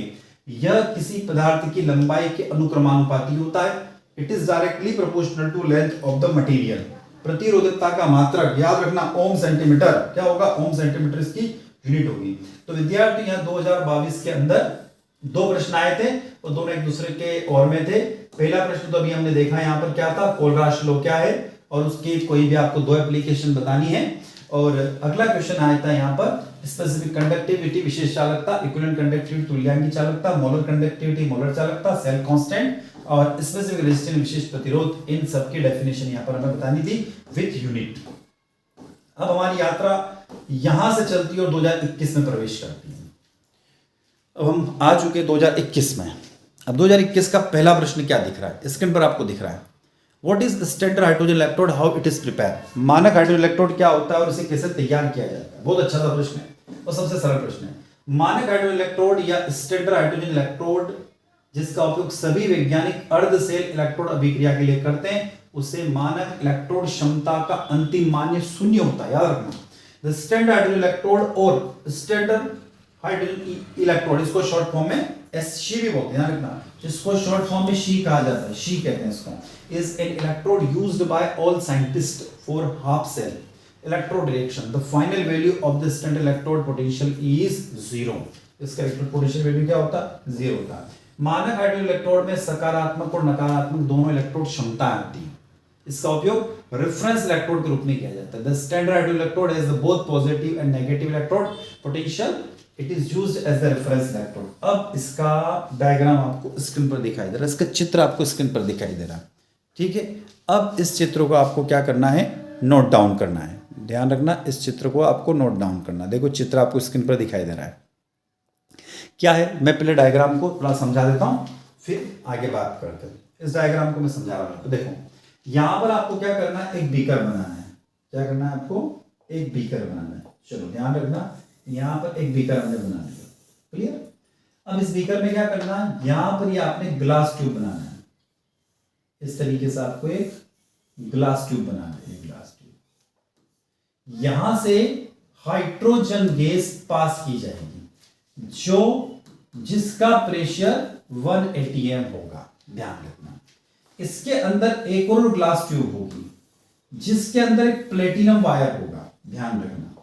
क्या होगा इसके अंदर, एक platinum wire होगा इसके अंदर, ठीक है, ध्यान रखना। इसके अंदर क्या होगा, इसके अंदर एक और एक ग्लास ट्यूब होगी और इस ग्लास ट्यूब में हम यहां पर एक प्लेटिनम वायर लगा देते हैं। यहां पर मैंने प्लेटिनम वायर लगा दिया। ये प्लेटिनम वायर यहां पर मरकरी के अंदर डिप्ट होगा और यहां पर एक प्लेटिनम फॉइल हमने लगा दी और इस पर प्लेटिनम ब्लैक का कोटेट किया हुआ है। मैं जो बोल रहा हूं ना, इसको आपको लैंग्वेज के फॉर्म में लिखना है, ठीक है। और यहां पर देखेंगे हम लोग ये वेसल से, और ये जो या तो कॉपर वायर होगा या प्लेटिनम वायर होगा। यहां पर मरकरी डिप्ट रहेगी और ये प्लेटिनम फॉइल रहेगी और उसको प्लेटिनम ब्लैक से हम कोटेट कर देते हैं। यहां से हम हाइड्रोजन गैस पास करते हैं। यहां पर जो सॉल्यूशन है ना, इस सॉल्यूशन का कंसंट्रेशन H पॉजिटिव होगा, ये 1 m का सॉल्यूशन होगा। सपोज हम यहां पर HCl ले सकते हैं, सपोज हम यहां पर HCl ले सकते हैं, ध्यान रखना, जिसका कंसंट्रेशन क्या रहना चाहिए, 1 m इसका कंसंट्रेशन होना चाहिए। अब जैसे आपने यहां से हाइड्रोजन गैस पास करी तो इस HCl के सॉल्यूशन के कांटेक्ट में आएगी। यदि एक्सेस ऑफ हाइड्रोजन गैस रहेगी तो आप देखो यहाँ बबल्स बन रहे हैं, तो ये बबल्स के फॉर्म में यहां से स्किप्ड आउट हो जाएगी, मतलब कि बाहर निकल जाएगी। अब जो मैंने आपको डायग्राम के फॉर्म में बताया ना, जो समझाया, उसको ही हम अब अभी क्या करेंगे, यहां पर हम ले चलते हैं इसको वापस लैंग्वेज के फॉर्म में जो हमने यहां पर बता रखा है।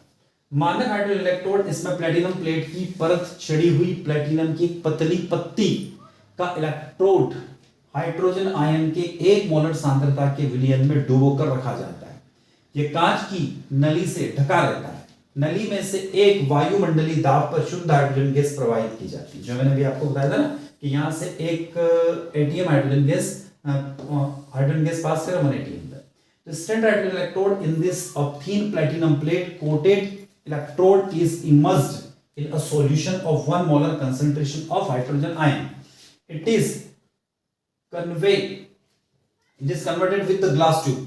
Pure hydrogen gas is the passed through the tube at 1 atmospheric pressure. Gas आयनों के मध्य एक साम्य स्थापित हो जाता है। At equilibrium is established between the gas and ion. परिस्थिति के अनुसार हाइड्रोजन इलेक्ट्रोड एनोड तथा कैथोड की तरह कार्य कर सकता है। तो ये जो रेफरेंस इलेक्ट्रोड है तो ये एनोड की तरह भी वर्क कर सकता है, कैथोड की तरह वर्क कर सकता है। The hydrogen electrode act as anode and cathode. यदि मानक हाइड्रोजन इलेक्ट्रोड एनोड की तरह कार्य करता है तो उस पर ऑक्सीकरण होगा। If the standard hydrogen electrode act as anode then oxidation takes place. और यदि यह इस पर होने वाली अभिक्रिया सेल अभिक्रिया निम्नलिखित होती है। तो यहां पर देखो सेल रिएक्शन हमने लिख रखी है ये। तो H2 किस में कन्वर्ट हो जाएगी 2H पॉजिटिव में कन्वर्ट हो जाएगी। यहां पर देखो H2 कन्वर्ट हो जाएगी किसमें 2H पॉजिटिव में। तो यहां पर आप देखोगे कि H2 कन्वर्ट हो गया 2H पॉजिटिव और 2 इलेक्ट्रॉन में। इस सेल अभिक्रिया को निम्न प्रकार से दर्शा सकते हैं। This cell reaction can be represented as following. तो आपको यहां पर सेल अभिक्रिया लिखी हुई दिखाई दे रही है। क्या दिख रही है? तो हम यहां पे लिखा हमने, यहां पर हमारे पास में है, इसको मैं थोड़ा सा डार्क कर लेता हूं। यहां पर हमारे पास में प्लेटिनम का इलेक्ट्रोड है। कौन सी गैस पास करी? हाइड्रोजन गैस पास करी। कितने प्रेशर पर? तो सर हमने 1 एटीएम पर हाइड्रोजन गैस पास करी, उसका प्रेशर 1 एटीएम था। और यह हाइड्रोजन गैस किस में कन्वर्ट हुई? 2H पॉजिटिव में कन्वर्ट हुई, जिसकी मोलरिटी 1m थी। क्लियर? आगे देखो क्या होता है। यदि मानक हाइड्रोजन इलेक्ट्रोड कैथोड की तरह कार्य करता है तो उस पर अपचयन होगा और इस पर होने वाली अभिक्रिया निम्न प्रकार है। If the standard hydrogen electrode act as a cathode, then the reduction will be takes place or it cell reaction taking place. तो यहाँ पर क्या होगा? सेल रिएक्शन में देखो यहाँ हमने बता रखी सेल रिएक्शन। तो ये 2H पॉजिटिव प्लस कितने इलेक्ट्रॉन गेन करेगा? 2 इलेक्ट्रॉन। इसमें कन्वर्ट हो जाएगी H2 में। आगे देखिए यहाँ पर जो 2H पॉजिटिव है वह 1 मोलर कंसंट्रेशन है। फिर यहाँ पर कौन सा इलेक्ट्रोड है? पेटी इलेक्ट्रोड है। यहाँ पर H2 है, गैस है, और ये कितने हाइड्रोजन गैस पास करी है? 1 एटीएम प्रेशर। इस मानक हाइड्रोजन इलेक्ट्रोड विभव का मानक स्थिति में शून्य होता है। The value of the standard hydrogen electrode potential is 0 under the standard condition. आगे आ जाते हैं। अगला प्रश्न, फैराडे के इलेक्ट्रोलाइसिस के नियम लिखिए। क्या? फैराडे के इलेक्ट्रोलाइसिस के नियम लिखिए। तो right the Faraday's law of electrolysis. तो फैराडे ने कितने नियम दिए? तो विद्युत अपघटन के नियम। फैराडे के जो नियम है उनको लॉ ऑफ इलेक्ट्रोलाइसिस यानी विद्युत अपघटन के नियम कहते हैं। फैराडे के विद्युत अपघटन संबंधी 2 नियम हैं। कितने नियम है? 2 नियम है, 2 लॉ है।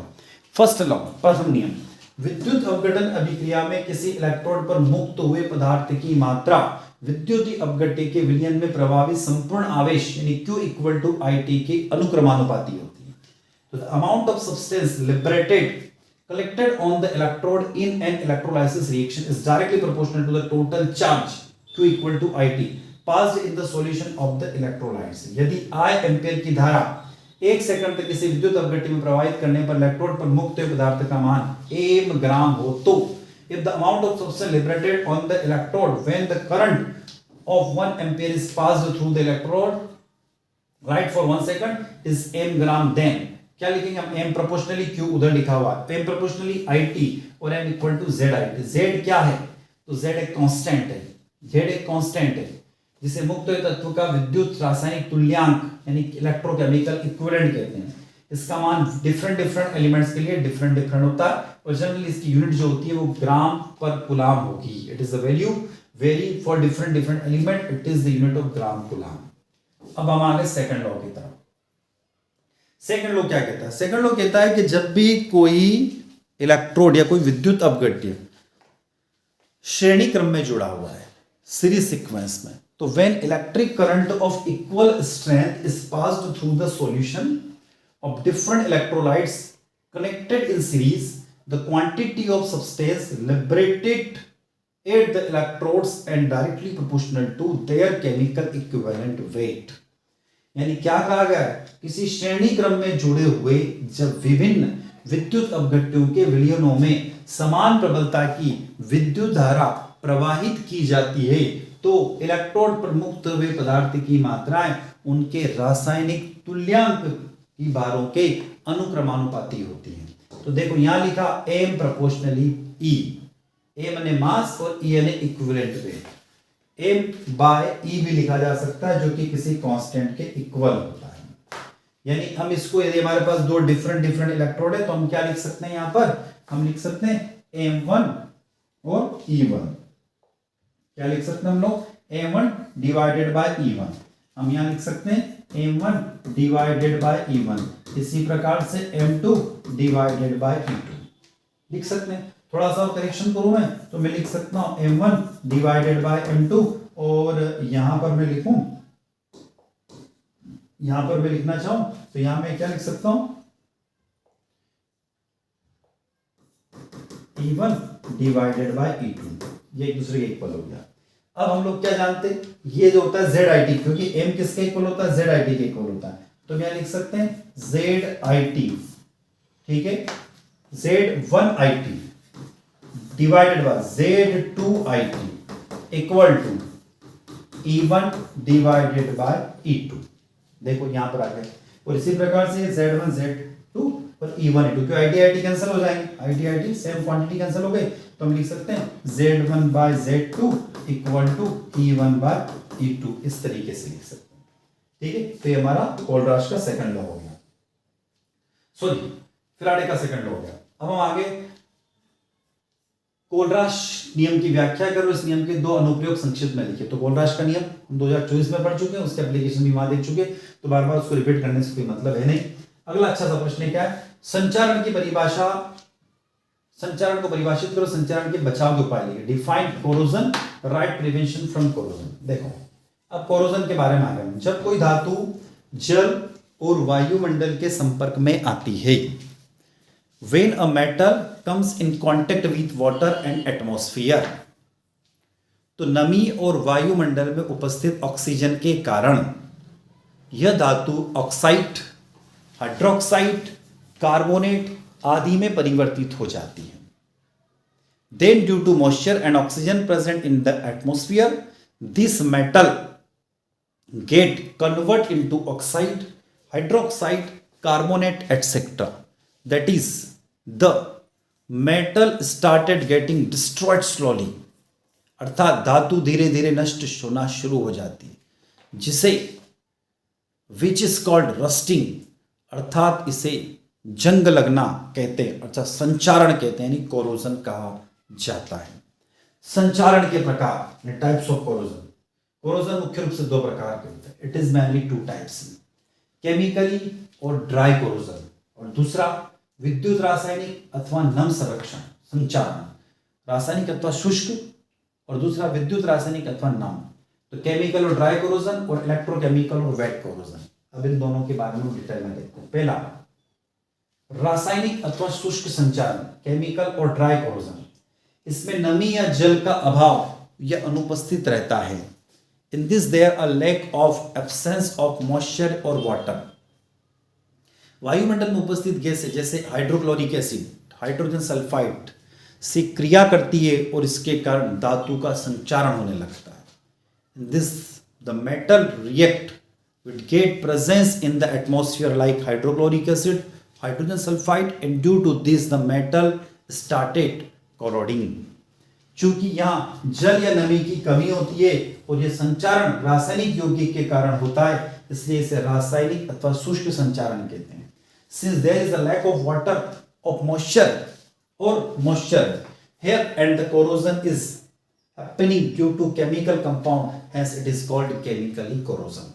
इसमें वायुमंडल में उपस्थित रासायनिक पदार्थ धातु से सीधे क्रिया करने लगते हैं और अवांछनीय यौगिक बनाना शुरू कर देते हैं, जिसके कारण वो धातु धीरे धीरे नष्ट होना शुरू हो जाती है। In this chemical present in the atmosphere started reacting directly with the metal and start forming unwanted compound, due to which the metal started getting destroyed slowly. अब बात करते हैं दूसरे प्रकार का विद्युत रासायनिक संरक्षण या संचारण, या वेट कोरोजन, नम संचारण, इलेक्ट्रोकेमिकल ऑफ वेट कोरोजन। इस प्रकार के संचारण में नमी या जल की उपस्थिति होती है। In this type of corrosion there in presence of moisture और वाटर। इसमें जब धातु नमी या अशुद्धियों के संपर्क में आती है तो धातु इनके साथ क्रिया करने लग जाती है। तो धातु इनके साथ क्रिया करने लग जाती है और क्षय होना शुरू हो जाता है, अर्थात जल या अशुद्धि की उपस्थिति के कारण होने वाले संचारण को विद्युत रासायनिक या नम संचारण कहते हैं। In this type of corrosion there is presence of moisture और water in this when the metal comes in contact with moisture or impurities, then metal started reacting with them and started corroding. That is corrosion causes due to the presence of water or impurities is called electrochemical or wet corrosion. इसको prevention के कौन कौन से उपाय हैं, संचारण को रोकने या बचाव के उपाय, मेजरिंग और टू प्रिवेंट और प्रोटेक्ट अगेंस्ट द corrosion। लोहे पर जंग लगने से बचाने के लोहे की सतह पर हम क्या करते हैं, या तो पेंट कर देते हैं, अच्छे से जानते हो आप लोग, पेंटिंग करना, ग्रीस करना, तेल लगा देना आदि। To protect iron from rusting, paint, grease, oil etcetera and applied on the surface of iron so that it can be protect from corrosion. इसे संचारण से बचाया जा सकता है। इसी प्रकार हम विभिन्न प्रकार के तरीके भी यहाँ पर देखेंगे जिससे हम संचारण का बचाव कर सकते हैं। पहला, अन्य धातुओं के साथ मिश्रित करके, by mixing with other metal, यानी अलॉयज बनाकर, मिश्र धातु बनाकर, अलॉय बनाकर। इसमें दो या दो से अधिक धातुओं को आपस में मिश्रित किया जाता है। जैसे लोहा या स्टील को कम क्रियाशील पदार्थ के साथ मिश्रित किया जाता है, तो यहाँ कम क्रियाशील धातु जैसे क्रोमियम या मैग्नीशियम आदि का उपयोग किया जाता है, जिसके द्वारा लोहे आदि अधिक क्रियाशील पदार्थों के संचारण को रोक सकते हैं। जैसे हम लोग जानते हैं कि लोहा जो उस पर जंग लगता है, पर स्टेनलेस स्टील पे जंग नहीं लगता। क्यों? क्योंकि उसको अलॉय फॉर्म में कन्वर्ट कर दिया गया। In this two or more metals are mixed together, like iron or steel is mixed with less reactive substance. Here, less reactive metal like chromium or magnesium, etc., are used by this corrosion of more reactive substance like iron can be prevented. उदाहरण, लोहे और carbon को मिश्रित करके stainless steel बनाया जा सकता है। Example, stainless steel is made up by mixture of iron and carbon. दूसरा, अन्य पदार्थों की परत चढ़ाना। इस विधि में धातुओं को वायुमंडल के संपर्क या जल आदि से बचाने के लिए धातु की सतह पर उपयुक्त पदार्थ की परत चढ़ा दी जाती है जो धातु के संचारण से रक्षा करते हैं। Coating of the other substance. In this method to protect the metal from contact with atmosphere और water etcetera, a layer of suitable substance is applied on the surface of the metal which protect the metal from corrosion।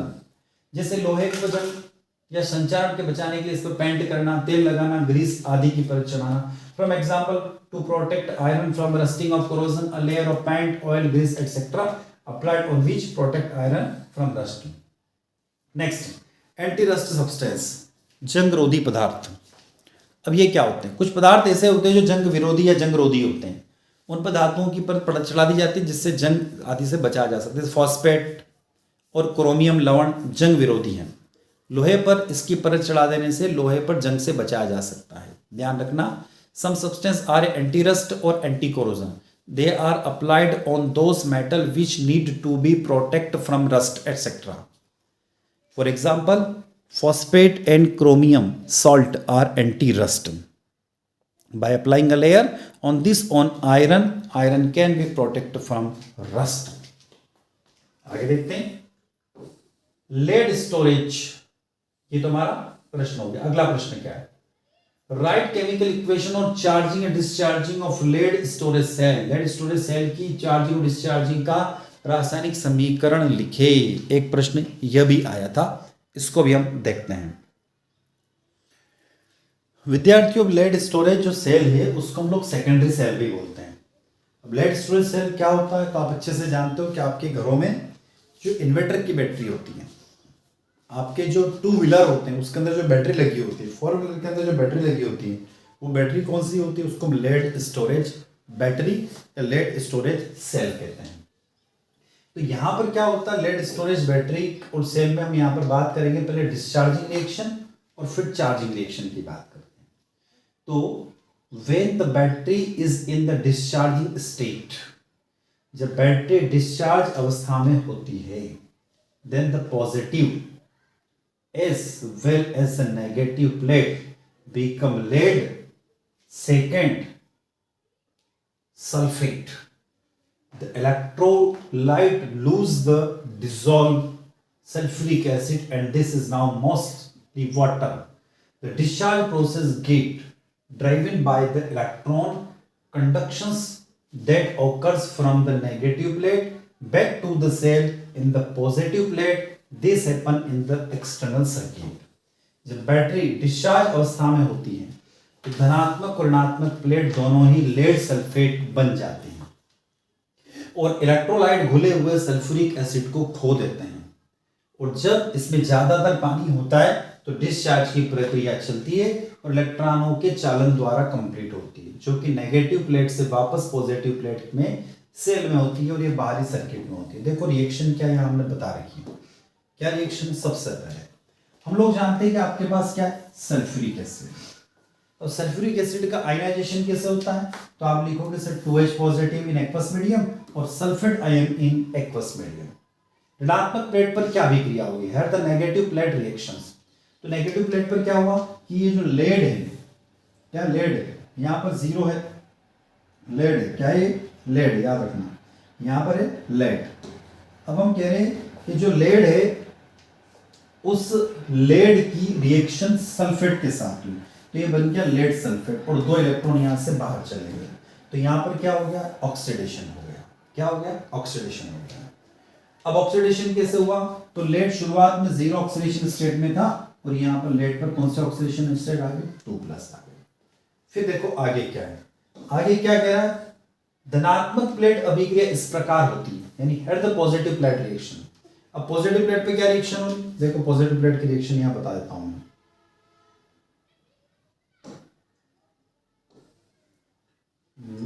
यहां पर इसको ऐसे लिख देता हूं, ठीक है। अब देखो यहां पर आपको समझ में आ जाएगा। Positive head the positive plates reaction, धनात्मक प्लेट पर अभिक्रिया इस प्रकार होती है। किस प्रकार हुई? देखो यहां पर आ गया रिएक्शन लिखा, लेड ऑक्साइड आपके पास, एक और SO4 आयन है इस और 4H पॉजिटिव। सर ये SO4 4H पॉजिटिव कहां से आए? अरे भैया देखो यहां पर हुआ क्या, आपके पास उस सेल में क्या होगा, उस सेल में आपके पास में H2SO4 होगा। क्या होगा? H2SO4 होगा। सपोज मैंने कहा मेरे पास में H2SO4 के कितने आयन है, 2 नंबर्स ऑफ मोल है। जब मैंने इसको आयनाइज किया तो आप क्या लिखोगे सर, 2 2 जा 4 तो 4H पॉजिटिव प्लस SO4 कितने 2 है तो 2SO4 2 नेगेटिव। तो यहां पर देखो शुरुआत में हमने क्या लिया, लेड लिया, एक SO4, कितने SO4 थे, 2 थे, हमने एक SO4 को उठा लिया, किसमें कन्वर्ट हो गया, PbSO4 में। अगली रिएक्शन में आपने फिर लेड ऑक्साइड लिया, उसकी रिएक्शन फिर एक और SO4 के साथ ले ली और यहाँ कितने आपको हाइड्रोजन दिखाए थे, 4 हाइड्रोजन दिखाई दे रहे थे और ये 2 इलेक्ट्रॉन यहां से जो निकले वो यहां पर आ गए। किसमें कन्वर्ट हो गया, ये लेड सल्फेट और वाटर में कन्वर्ट हो गया और इस वाटर के बनने के कारण ही डिस्चार्जिंग रिएक्शन होती है। अब हम क्या करें, इन दोनों रिएक्शन को हम कंबाइन कर लेते हैं, यानी कि जोड़ देते हैं, प्लस कर देते हैं। The overall reaction occur before combining the positive and negative reaction, ऋणात्मक और धनात्मक अभिक्रियाओं का संयोजन करना, तो आपको जोड़ना है। तो सबसे पहले आपने क्या लिखा, ये लिखा Pb, ये लिख दिया Pb, फिर क्या लिखा PbO2 लिख दिया, तो PbO2 लिख दिया। कितने हाइड्रोजन है, तो 4H पॉजिटिव लिख दिया। SO4 कितना, एक और एक 2 SO4, ये 2 SO4 लिख दिया। क्या बना 2 PbSO4, देखो एक PbSO4 तो ये रहा और एक PbSO4 ये रहा और यहाँ कितने वाटर मॉलिक्यूल बन गए, ये 2 वाटर मॉलिक्यूल बन गए। तो ये आपकी डिस्चार्जिंग रिएक्शन हुई। अब चार्जिंग रिएक्शन इसके जस्ट अपोजिट है, चार्जिंग रिएक्शन इसकी जस्ट अपोजिट है। देखो हम इसे चार्जिंग रिएक्शन पा रहा हूं, आपको रिएक्शन लिखना, चार्जिंग रिएक्शन है, देखो ये चार्जिंग रिएक्शन है। अब चार्जिंग रिएक्शन जस्ट अपोजिट होगी, जस्ट अपोजिट कैसे हुई, तो देखो यहां पर पहले यहां पर क्या था, Pb था और SO4 था, क्या बना था PbSO4, उस रिएक्शन को मैंने घुमा के लिख दिया, तो PbSO4 plus 2 electron Pb plus SO4 negative. अब आगे देखते हैं, यहां पर अगला इसको भी घुमा दिया, तो PbSO4 plus 2H positive, PbO2 plus SO4 plus 4H positive. अब इस ओवरऑल रिएक्शन में कितने PbSO4, तो सर एक और एक 2 है, तो ये 2 लिख दिए। वाटर मॉलिक्यूल कितने हैं, 2, तो ये 2 वाटर मॉलिक्यूल लिख दिए। यहां पर क्या बना सर, एक तो Pb बना था, सर ये Pb बन गया आगे क्या बना, PbO2 बना, तो PbO2 बन गया। यहाँ पर क्या है 4H पॉजिटिव, तो 4H पॉजिटिव आ गया। और SO4 कितना है, यहाँ पर 2 है, तो 1 और 2 SO4 आ गया। तो यहाँ पे टोटल ये रिएक्शन लिखना। तो आप गौर करो यहाँ पर क्या है, आप ये देखो, ये जो रिएक्शन थी हमारी, ये वाली रिएक्शन ऋणात्मक प्लेट वाली, वहां जाकर धनात्मक प्लेट पर होगी, पॉजिटिव प्लेट पर होगी, ये देखो, और रिएक्शन क्या हुई, घूम गई, अपोजिट हो गई। बस इस रिएक्शन को याद रखना है। अब आगे आ जाते हैं, हमारी यात्रा अब चालू होती है 2019 में। अब जो 2019 की यात्रा, उसमें क्या प्रश्न है, उसकी तरफ मैं प्रश्न की तरफ आ जाता हूं। देखो क्वेश्चन क्या है, डिफाइन कोलराश लॉ, कोलराश के नियम को परिभाषित करो। कितनी बार पढ़ चुके हम लोग। आगे चलते, प्रश्न क्रमांक दूसरा, the conductance of 0.025 mole per litre methanoic acid is 46.15 siemens centimetre square mole inverse. Calculate its degree of dissociation and dissociation constant given that. ठीक, आपके पास में क्या दिया हुआ मैं आगे बता रहा हूं। 0.025 mole per litre methanoic acid की कंडक्टिविटी यानी उसकी चालकता कितनी बता रही थी उसने, 46.15 siemens centimetre square mole inverse. Correct कर लेना इसको, यूनिट को, यहां पर प्रिंटिंग मिस्टेक हो गया, ये सीमेन स्क्वायर है, ये मोल इनवर्स है। ठीक है, इसके पृथक्करण की डिग्री और पृथक्करण स्थिरांक की गणना करो। अब विद्यार्थियों कुछ वैल्यू दे रखी है जो आपको क्लियर दिखाई नहीं दे रही है, मैं यहां पर उस वैल्यू को क्लियर कर देता हूं, लिख देता हूं। यहां पर दे रखा उसने लेमडा m0 ब्रैकेट में दिया H positive equal to 349.6 siemens centimetre square mole inverse, and यहां पर लेमडा इनफाइनाइट दिया HCOO negative equal to 54.6 siemens centimetre square mole inverse. अब आपको क्लियर दिखाई दे रही वैल्यू। ठीक है, अब ये वैल्यू आपको जो दिखाई दे रही है ना क्लियर, ये थोड़ा सा और मैं जूम करके बताता हूं, ये वैल्यू है। अब इसको हम सॉल्यूशन करना, देखो इसका सॉल्यूशन बड़ा सरल सा है। क्या है, हमें चलना कोलराश लॉ की तरफ। हमें क्या दिया हुआ है, तो लेमडा 0 फॉर H पॉजिटिव की वैल्यू दे रखी है 349.6 siemens centimetre square mole inverse, और SCO नेगेटिव की वैल्यू दे रखी 54.6 से वैल्यू दी हुई है, देखो ये वैल्यू दे रखी है। ठीक है, अब देखो हुआ क्या, अब हम लोग अच्छे से जानते हैं कि हमारे क्या मेथेनोइक एसिड, क्या मेथेनोइक एसिड, मेथेनोइक एसिड मतलब कि फॉर्मिक एसिड, मेथेनोइक एसिड मतलब फॉर्मिक एसिड। अब आप इसको डिसोशिएट करोगे तो कैसे डिसोशिएट होगा sir, H positive plus HCOO negative में डिसोशिएट हो गया। देखो ये H पॉजिटिव और HCOO नेगेटिव, ये क्या हो गया मोलर कंडक्टिविटी। ठीक है, ये molar conductivity and infinite dilution positive और ये नेगेटिव। अब आपने क्या किया, यहां पर 349 ये दिया हुआ, ये 54 दिया हुआ, इन दोनों को ऐड कर दिया तो ये आपका आंसर है। तो वियोजन की डिग्री, अब आपको डिग्री ऑफ डिसोसिएशन निकालना है। ठीक है, ये तो आपकी टोटल क्या आ गई, ये तो आपकी टोटल मोलर कंडक्टिविटी आ गई, आपकी आ गई इनफाइनाइट डाइल्यूशन पे मोलर कंडक्टिविटी क्या निकल कर आ गई 404.2 सीमेन सेंटीमीटर स्क्वायर मोल इनवर्स आ गई। अब देखो वियोजन के स्थिरांक की गणना करना है, तो आपके पास फार्मूले, कैलकुलेशन ऑफ डिसोसिएशन कांस्टेंट। अब हमारे पास में क्या है मेथेनोइक एसिड है, तो ये मेथेनोइक एसिड आएगा, डिसोसिएशन कांस्टेंट हम निकाल लेते हैं, मेथेनोइक एसिड है। क्या आपने ब्रेक किया सर, नेगेटिव और पॉजिटिव बोले, तो देखो शुरुआत में जब इनिशियल स्टेट में इसका कंसंट्रेशन क्या था, C था। अब क्या ये बने थे क्या, भैया नहीं, इनका डिसोसिएशन आपने किया ही नहीं, तो ये बने ही नहीं, तो इसका कंसंट्रेशन क्या होगा 0 और 0। आफ्टर सम टाइम इनका कंसंट्रेशन क्या हो गया C अल्फा, तो हमने क्या किया, इसको C माइनस अल्फा कर दिया। अब हमारे पास डिसोसिएशन कांस्टेंट क्या दिया हुआ, तो सर डिसोसिएशन कांस्टेंट दे रखा K equal to C alpha square divided by 1 minus alpha. ये आपके पास एक फार्मूला दिया हुआ है, क्लियर। उस फार्मूले की तरफ आ जाता हूं। तो जब आपके पास ये कुछ फार्मूला दिया हुआ, ये फार्मूला ये देख रखा हूं, ये अब आपको क्या करना है, वैल्यू पुट करना है। तो आपने C अल्फा स्क्वायर की वैल्यू कितनी है 0.025 और अल्फा की तो 1 माइनस अल्फा की वैल्यू 0. ये देखो, तो यहां पर C की वैल्यू तो 0.25 हो गई। C की वैल्यू क्या है, मैं लिख देता हूं, C की वैल्यू क्या है 0.025 है, क्लियर। और अल्फा की वैल्यू क्या है, तो इनटू अल्फा की वैल्यू 0.114 है, अल्फा स्क्वायर लिखा तो अल्फा यहाँ पे स्क्वायर आ गया। आगे फिर क्या लिया 1 माइनस अल्फा की वैल्यू वापस 0.114 है, तो जब आप इसको सॉल्व करते हो ना तो आपका आंसर 3.67 इंटू 10 की पावर -4 निकल कर आ जाता है। ये जो आंसर दिया वही निकल कर आता है। क्लियर है? अब ये आप लोग से वैल्यू अरे से क्वेश्चन में दे रखिए, देखो द कंडक्टेंस ऑफ 0.025 दिया ना, 0.025 दिया हुआ क्वेश्चन के अंदर, ठीक है 0.05। और वियोजन स्थिरांक हमने यहां से निकाल लिया, डिसोसिएशन कांस्टेंट यानी वियोजन स्थिरांक को इस फार्मूले से हमने निकाल लिया। देखो ये दे रखा वियोजन स्थिरांक का फार्मूला क्या दे रखा कि लेमडा एमसी की वैल्यू 46.1 दे रखी है और मोलर कंडक्टिविटी की वैल्यू भी आई 404.2। जब आप इसको सॉल्व करते डिवाइड करते हो तो आपका आंसर 0.114, ये किसकी वैल्यू आ गई, अल्फा की वैल्यू आ गई। बस इस तरीके से आप इसको सॉल्व कर दो। अगला question, what is cell constant, what is relation between the specific conductivity and cell constant. Cell स्थिरांक क्या होता है, विशिष्ट चालकता और सेल स्थिरांक के बीच में संबंध लिखिए। तो सेल कांस्टेंट आप अच्छे से जानते हो, किसी चालकता सेल के इलेक्ट्रोडों के बीच की दूरी L तथा किसी एक इलेक्ट्रोड के तल का क्षेत्रफल A निश्चित रहता है।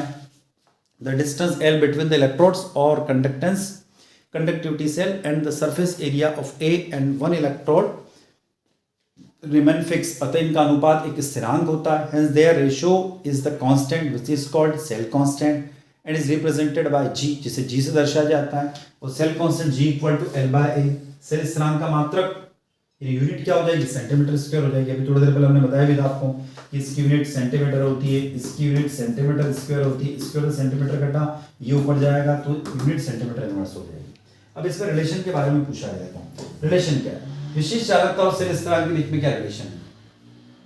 तो विशिष्ट चालकता स्पेसिफिक कंडक्टिविटी, एक घन सेंटीमीटर में विलियन की चालकता को विशिष्ट चालकता कहते हैं, इसे कप्पा से रिप्रेजेंट करते हैं। स्पेसिफिक कंडक्टिविटी देखो यहां बता रखा है, specific conductivity, the conductivity of the solution in 1 cubic is called the specific conductivity, it is represented by kappa. इसको कप्पा से रिप्रेजेंट करते हैं। अब इसको लिख सकते हैं कप्पा इक्वल टू 1 बाय रो लिखा जा सकता है। अतः किसी विलियन, यहां देखो दिया हुआ है, किसी विलियन में विशिष्ट चालकता और उसके 1 सेंटीमीटर घन विलियन की चालकता को कहते हैं। So that specific conductivity of solution is the conductivity of 1 cubic centimetre of its solution. Specific conductivity kappa equal to क्या लिखा, 1 by rho equal to L by RA। अब स्पेसिफिक कंडक्टिविटी क्या होती है, तो अभी हमने देखा अभी थोड़ी देर पहले, kappa equal to C into L by A। और इसकी यूनिट क्या होती है स्पेसिफिक कंडक्टिविटी की, याद रखिए ओम इनवर्स सेंटीमीटर इनवर्स। अब देखो विशिष्ट चालकता क्या होती है, देखो यहां बता रहा है स्पेसिफिक कंडक्टिविटी। रिलेशन पे आ रहा हूं सीधा, रिलेशन पे ये देखिएगा, रिलेशन यहां पर रिलेशन आपको क्लियर होगा। स्पेसिफिक कंडक्टिविटी, स्पेसिफिक कंडक्टिविटी विशिष्ट चालकता, कप्पा क्या दिया हुआ, cell constant divided by observe resistance यानी R, G बाय R। तो क्या लिख सकते हो आप, सर हम लिख सकते हैं यहां पर kappa equal to G by R लिख सकते हैं। अब एक और फार्मूला दिया हुआ है, स्पेसिफिक कंडक्टिविटी यानी विशिष्ट चालकता क्या होती है, कप्पा होती है, इक्वल टू क्या होगा, सेल कांस्टेंट इनटू प्रेक्षिक चालकता ऑब्जर्व कंडक्टिविटी। यह आपका यहां पर रिलेशन बनकर तैयार हो जाता है। तो ये आपको क्वेश्चन समझ में आ गया होगा। चलते हैं 2019 का अगला प्रश्न, ध्यान से पढ़िएगा, हम अब इसके आंसर की तरफ चलेंगे। The resistance of a conductivity cell containing 0.011 m KCl at 298 Kelvin is 1500 ohm if the conductance of 0.001 m यानी molar KCl solution at 298 Kelvin is 0.146 into 10 की power -4 siemens centimeter inverse. What is the cell constant. 298 kelvin पर 0.01 m KCl युक्त चालकता cell का प्रतिरोध 1500 ओम है। यदि 298 kelvin पर 0.01 m KCl विलयन की चालकता 0.146 into 10 की पावर -4 सीमेंस सेंटीमीटर इनवर्स है तो सेल स्थिरांक क्या होगा। तो देखो क्वेश्चन में क्या दिया हुआ उसकी तरफ हम चलते हैं। यहां पर क्वेश्चन में आपको सबसे पहले दिया हुआ रेजिस्टेंस, देखो रेजिस्टेंस दिया हुआ है, प्रतिरोध, रेजिस्टेंस दिया हुआ है, प्रतिरोध कितना दिया हुआ है 1500 ओम। यहां देखो 298 केल्विन, टेम्परेचर आपका 298 केल्विन और रेजिस्टेंस दिया हुआ है, यह आपका दिया हुआ है R, ठीक है। देखो ये सॉल्यूशन की तरफ आ जाऊंगा। आर मेरे पास क्या दिया हुआ है, 1500 ओम दिया हुआ है। आगे कप्पा की वैल्यू क्या दे रखी, तो कप्पा की वैल्यू क्वेश्चन में दे रखी 1.46 इंटू 10 की पावर -4, 1.46 इंटू 10 की पावर -4 ये दे रखी कप्पा की वैल्यू। किसकी वैल्यू है, क्या आपका आर हो गया या आपका कप्पा हो गया, ठीक है, यानी कंडक्टिविटी। टेम्परेचर भी दिया हुआ है, क्या दिया हुआ टेम्परेचर, 298 केल्विन दिया हुआ है। देखो अब हम इसके सूत्र का उपयोग करेंगे। Observe conductivity C equal to 1/R। तो C इक्वल टू कंडक्टिविटी क्या दी क्वेश्चन में, 1500 दे रखी है, तो 1500 लिख दिया। अभी हमने इस्तेमाल किया था cell constant G equal to specific conductivity divided by observe conductivity, यानी प्रेक्षित चालकता। ये देखो दिया हुआ विशिष्ट चालकता सेल स्थिरांक, विशिष्ट चालकता कप्पा बराबर प्रेक्षित चालकता। तो स्पेसिफिक कंडक्टिविटी कप्पा और सी। कप्पा क्वेश्चन में क्या दिया हुआ, कप्पा क्वेश्चन में दिया हुआ है देखो 1.46 इंटू 10 की पावर -4 दिया हुआ, और सेल कांस्टेंट क्या दिया हुआ है 1/1500 दिया हुआ है, ठीक है। ये ऑब्जर्व कंडक्टिविटी है, ये दी हुई। तो आपका आंसर क्या निकल कर आएगा, 0.219 सेंटीमीटर इनवर्स निकल कर। क्लियर, कितना सरल सा है। ये सा पोर्शन है, आप चाहे तो इसको नोट डाउन कर सकते हैं। ये सॉल्यूशन हमने यहाँ पर बता रखा है इसका। तो विद्यार्थियों ये हमारी 2019 की यात्रा पूरी हुई है। 2019 की हमारी यात्रा पूरी हो चुकी है। अब 2018 में देखो क्वेश्चन, गैल्वेनिक सेल का नामांकित चित्र बनाइए तथा सेल अभिक्रिया लिखो। यह प्रश्न पहले आ चुका है, हम इसको समझ चुके हैं। फिर अगला प्रश्न है निम्नलिखित को परिभाषित कीजिए तथा प्रत्येक का सूत्र लिखिए। Define the following and right the formula. Molar conductivity और इक्विवेलेंट कंडक्टिविटी, तुल्यांक चालकता और मोलर चालकता, इस प्रश्न को भी हम पहले देख चुके हैं। 2017 में क्या आया था, देखो व्हाट इज कोलराश लॉ, और इसके कोई दो एप्लीकेशन, ये पहले पढ़ चुके हम लोग। उसके बाद मानक हाइड्रो इलेक्ट्रोड क्या है और ये कैसे बनाया जाता है, ये भी हम लोग पढ़ चुके हैं पहले। तो 2017 के भी जो दोनों प्रश्न ये पहले आ चुके हैं, तो हम इसका सॉल्यूशन भी देख चुके हैं। 2016 10.07 gram silver obtain during the circulation of electric of 5 ampere up to 30 minutes in silver nitrate pot cell.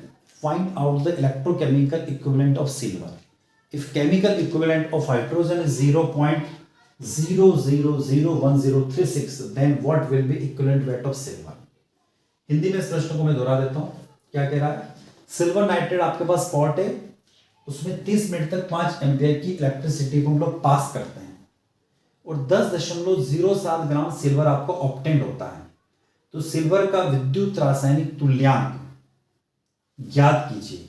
यदि हाइड्रोजन का रासायनिक तुल्यांक 0.001036 है तो सिल्वर का रासायनिक तुल्यांक की भार क्या होगा। देखो बड़ा सरल सा प्रश्न है, इसका भी सॉल्यूशन आपको स्क्रीन पर लेके आ गया। आपने क्वेश्चन को नोट कर लिया होगा, नहीं किया हो तो स्क्रीन आप स्क्रीनशॉट ले लीजिए, या तो आप लोग या वीडियो को पॉज करके वीडियो को रोक कर क्वेश्चन को नोट डाउन कर लो। देखो क्या है, according to Faraday's first law, Faraday का प्रथम नियम क्या कहता है, W equal to Z I T. ये आप लोग अच्छे से जानते हो, W equal to Z I T. अब क्वेश्चन में क्या दिया हुआ, W इक्वल टू 10.07 ग्राम दिया हुआ है, I क्या दिया हुआ है 5 एम्पियर दिया हुआ है, ठीक है, और T क्या दिया हुआ है 30 दिया हुआ है।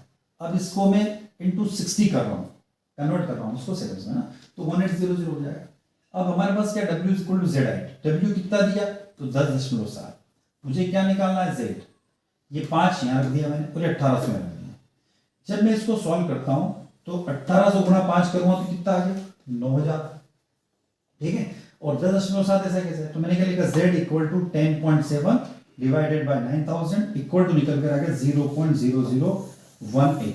इसको नोट डाउन करके रख लेना, ठीक है। तो मेरे पास Z की वैल्यू क्या आ गई, मेरे पास Z की वैल्यू ये निकल कर आ गई। क्लियर, अब आगे चलते हैं। अब देखो क्या दिया हुआ है, इस प्रकार में चांदी का विद्युत रासायनिक समतुल्यांक प्राप्त हो गया। So we got the electrochemical equivalent of silver क्या है, Z इक्वल टू 0.001188 आएगा। Now to find out the equivalent weight of silver. अब हमें चांदी के समतुल्य भार क्या पता लगाने के लिए हम फेराडे के दूसरे नियम का उपयोग करेंगे। we can make use the Faraday's second law, which states when the same quantities of electricity pass through the solution.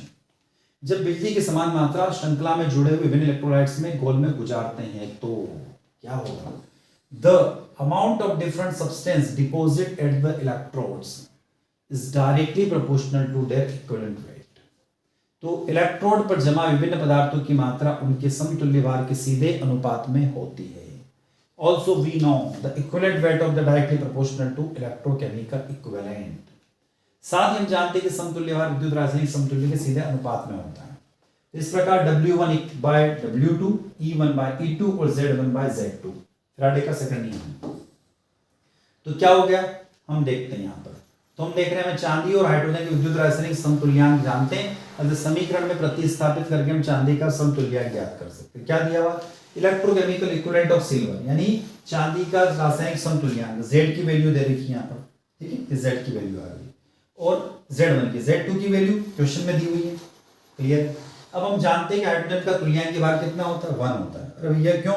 Hydrogen का एटॉमिक वेट भी 1 होता है और उसका इक्विवेलेंट वेट भी 1 होता है. ये अंडरस्टूड है. फार्मूला आपके पास E1 by 2 Z1 by Z2. E1 की वैल्यू और E2 की value. E1 equivalent weight of silver और E2 equivalent weight of hydrogen. देखो आ जाते हैं हम आगे. अब यहां पर आपको E1 by 1 वैल्यू रख देना है तो आपका आंसर निकल कर आ जाएगा जो कि आंसर 108 के इक्वल आएगा. अब अगला प्रश्न आता है संचारण से आप क्या समझते हो? तो संचारण आप लोग अच्छे से जानते हो. कोरोजन क्या होता है? बिल्कुल. विद्युत रासायनिक सिद्धांत, इसको मैं थोड़ा सा समझाता हूं आपको. विद्युत रासायनिक सिद्धांत संचारण का.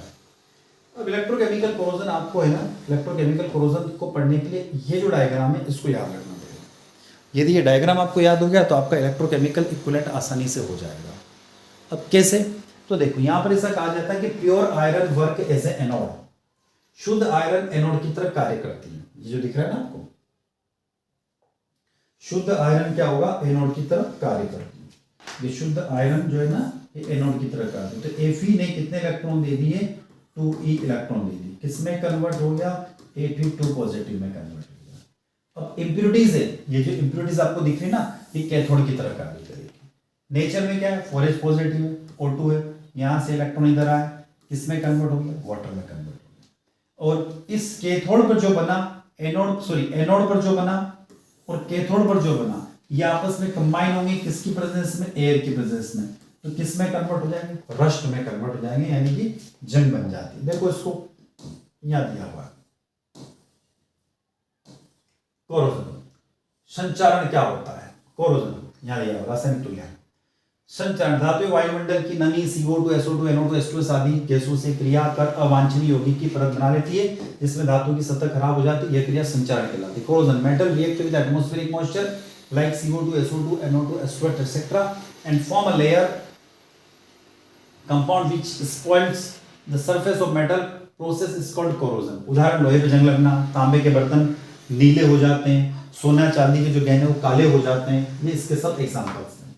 अब जंग लगने की जो क्रिया है वो इलेक्ट्रोकेमिकल प्रोसेस यहाँ पर दी हुई है. वो एक इलेक्ट्रोकेमिकल सेल की तरह कार्य करती है जिसको हम लोग संचारण सेल या कोरोजन सेल भी कहते हैं. इस सेल में शुद्ध लोहा एनोड तथा अशुद्ध लोहा कैथोड की तरह कार्य करते हैं. This cell pure iron act as anode and impure iron act as a cathode.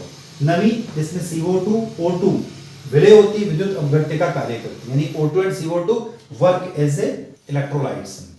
अब एनोड पर क्या हुआ? Fe2 पॉजिटिव में कन्वर्ट हो गया. ठीक है. और कैथोड पर क्या हुआ? तो कैथोड पर जो Fe2 पॉजिटिव में कन्वर्ट हुआ ना वो ऑक्सीजन के साथ रिएक्शन कर लेता. देखो ये कैथोड पर रिएक्शन. ठीक है. अब यहां पर जब आपस में कंबाइन होते हैं तो ये आप देखो FeOH2 + 1/2O2 H2O और ये रस्ट यानी कि जंग बन जाती है. हम 2015 के पास आ गए. 2015 में क्या क्या आया था? कोलराश का नियम क्या है? कोलराश के नियम के दोनों प्रयोग लिखो. निम्न बिंदुओं के आधार पर संचारण को परिभाषित करो. कोई दो प्रभावित करने वालों संचारण के रोकथाम, ये पढ़ चुके हम पहले 2014. मानव इलेक्ट्रोड क्या है, इसे कैसे तैयार किया जाता है समझाइए. इसको हम ऊपर पढ़ चुके पहले. विशिष्ट चालकता क्या है और इसका विशिष्ट प्रतिरोध से क्या संबंध है? विशिष्ट चालकता आप अच्छे से जानते हो. हम लोग कप्पा कितनी बार पढ़ चुके अभी ऊपर. 1 घन सेंटीमीटर व्हील की चालकता को विशिष्ट चालकता कहते हैं. ठीक है. विशिष्ट चालकता 1/ρ होती है और विशिष्ट प्रतिरोध ये भी जानते हैं ρ = R A/L होता है. ठीक है. इसकी यूनिट ओम सेंटीमीटर होती है. ओम का नियम, ये भी आया था प्रश्न। ओम का नियम क्या? स्थिरता पर किसी चालकता में विभवांतर उस धारा के समानुपाती होता है जो उसमें प्रवाहित होती है। यानी कि at constant temperature the potential difference across of the conductor is proportional to the current flowing through it. तो ओम का नियम बड़ा सरल है, V proportionally I, V equal to IR हो गया, V यानी वोल्ट्स, I यानी करंट, R यानी रेजिस्टेंस हो गया। इस नियम के अनुसार क्या होता है, यदि किसी प्रतिरोध के सिरों के बीच में विभवांतर दोगुना कर दिया जाए तो उसमें प्रवाहित होने वाली धारा भी दोगुनी हो जाती है। तो according to this law, if the potential difference across the resistivity and the double, the current flowing through the will be also double. Similarly, if the potential difference across the resistors is held, the current flowing through it will be also held same. तो देखो, यदि आप क्या करोगे कि उसमें यदि विभवांतर आधे करोगे तो धारा भी आधी हो जाएगी। ओम का नियम केवल क्या होता है, उन चालकों पर लागू होता है जिनका ताप कांस्टेंट होता है। ये सिर्फ कांस्टेंट टेम्परेचर वाली कंडीशन पर ही एप्लीकेबल होता है। अब 2013 में कौन सा प्रश्न आया था, शुष्क सेल का चित्र वर्णन करो। Describe the dry cell. Dry cell कौन सा सेल होता है, आपको जो चित्र में दिखाई दे रहा है। और भैया हमारे घर में जो घड़ी का जो सेल है ना, वो जो सेल होता है या रिमोट का जो सेल होता है ड्राई सेल होता है।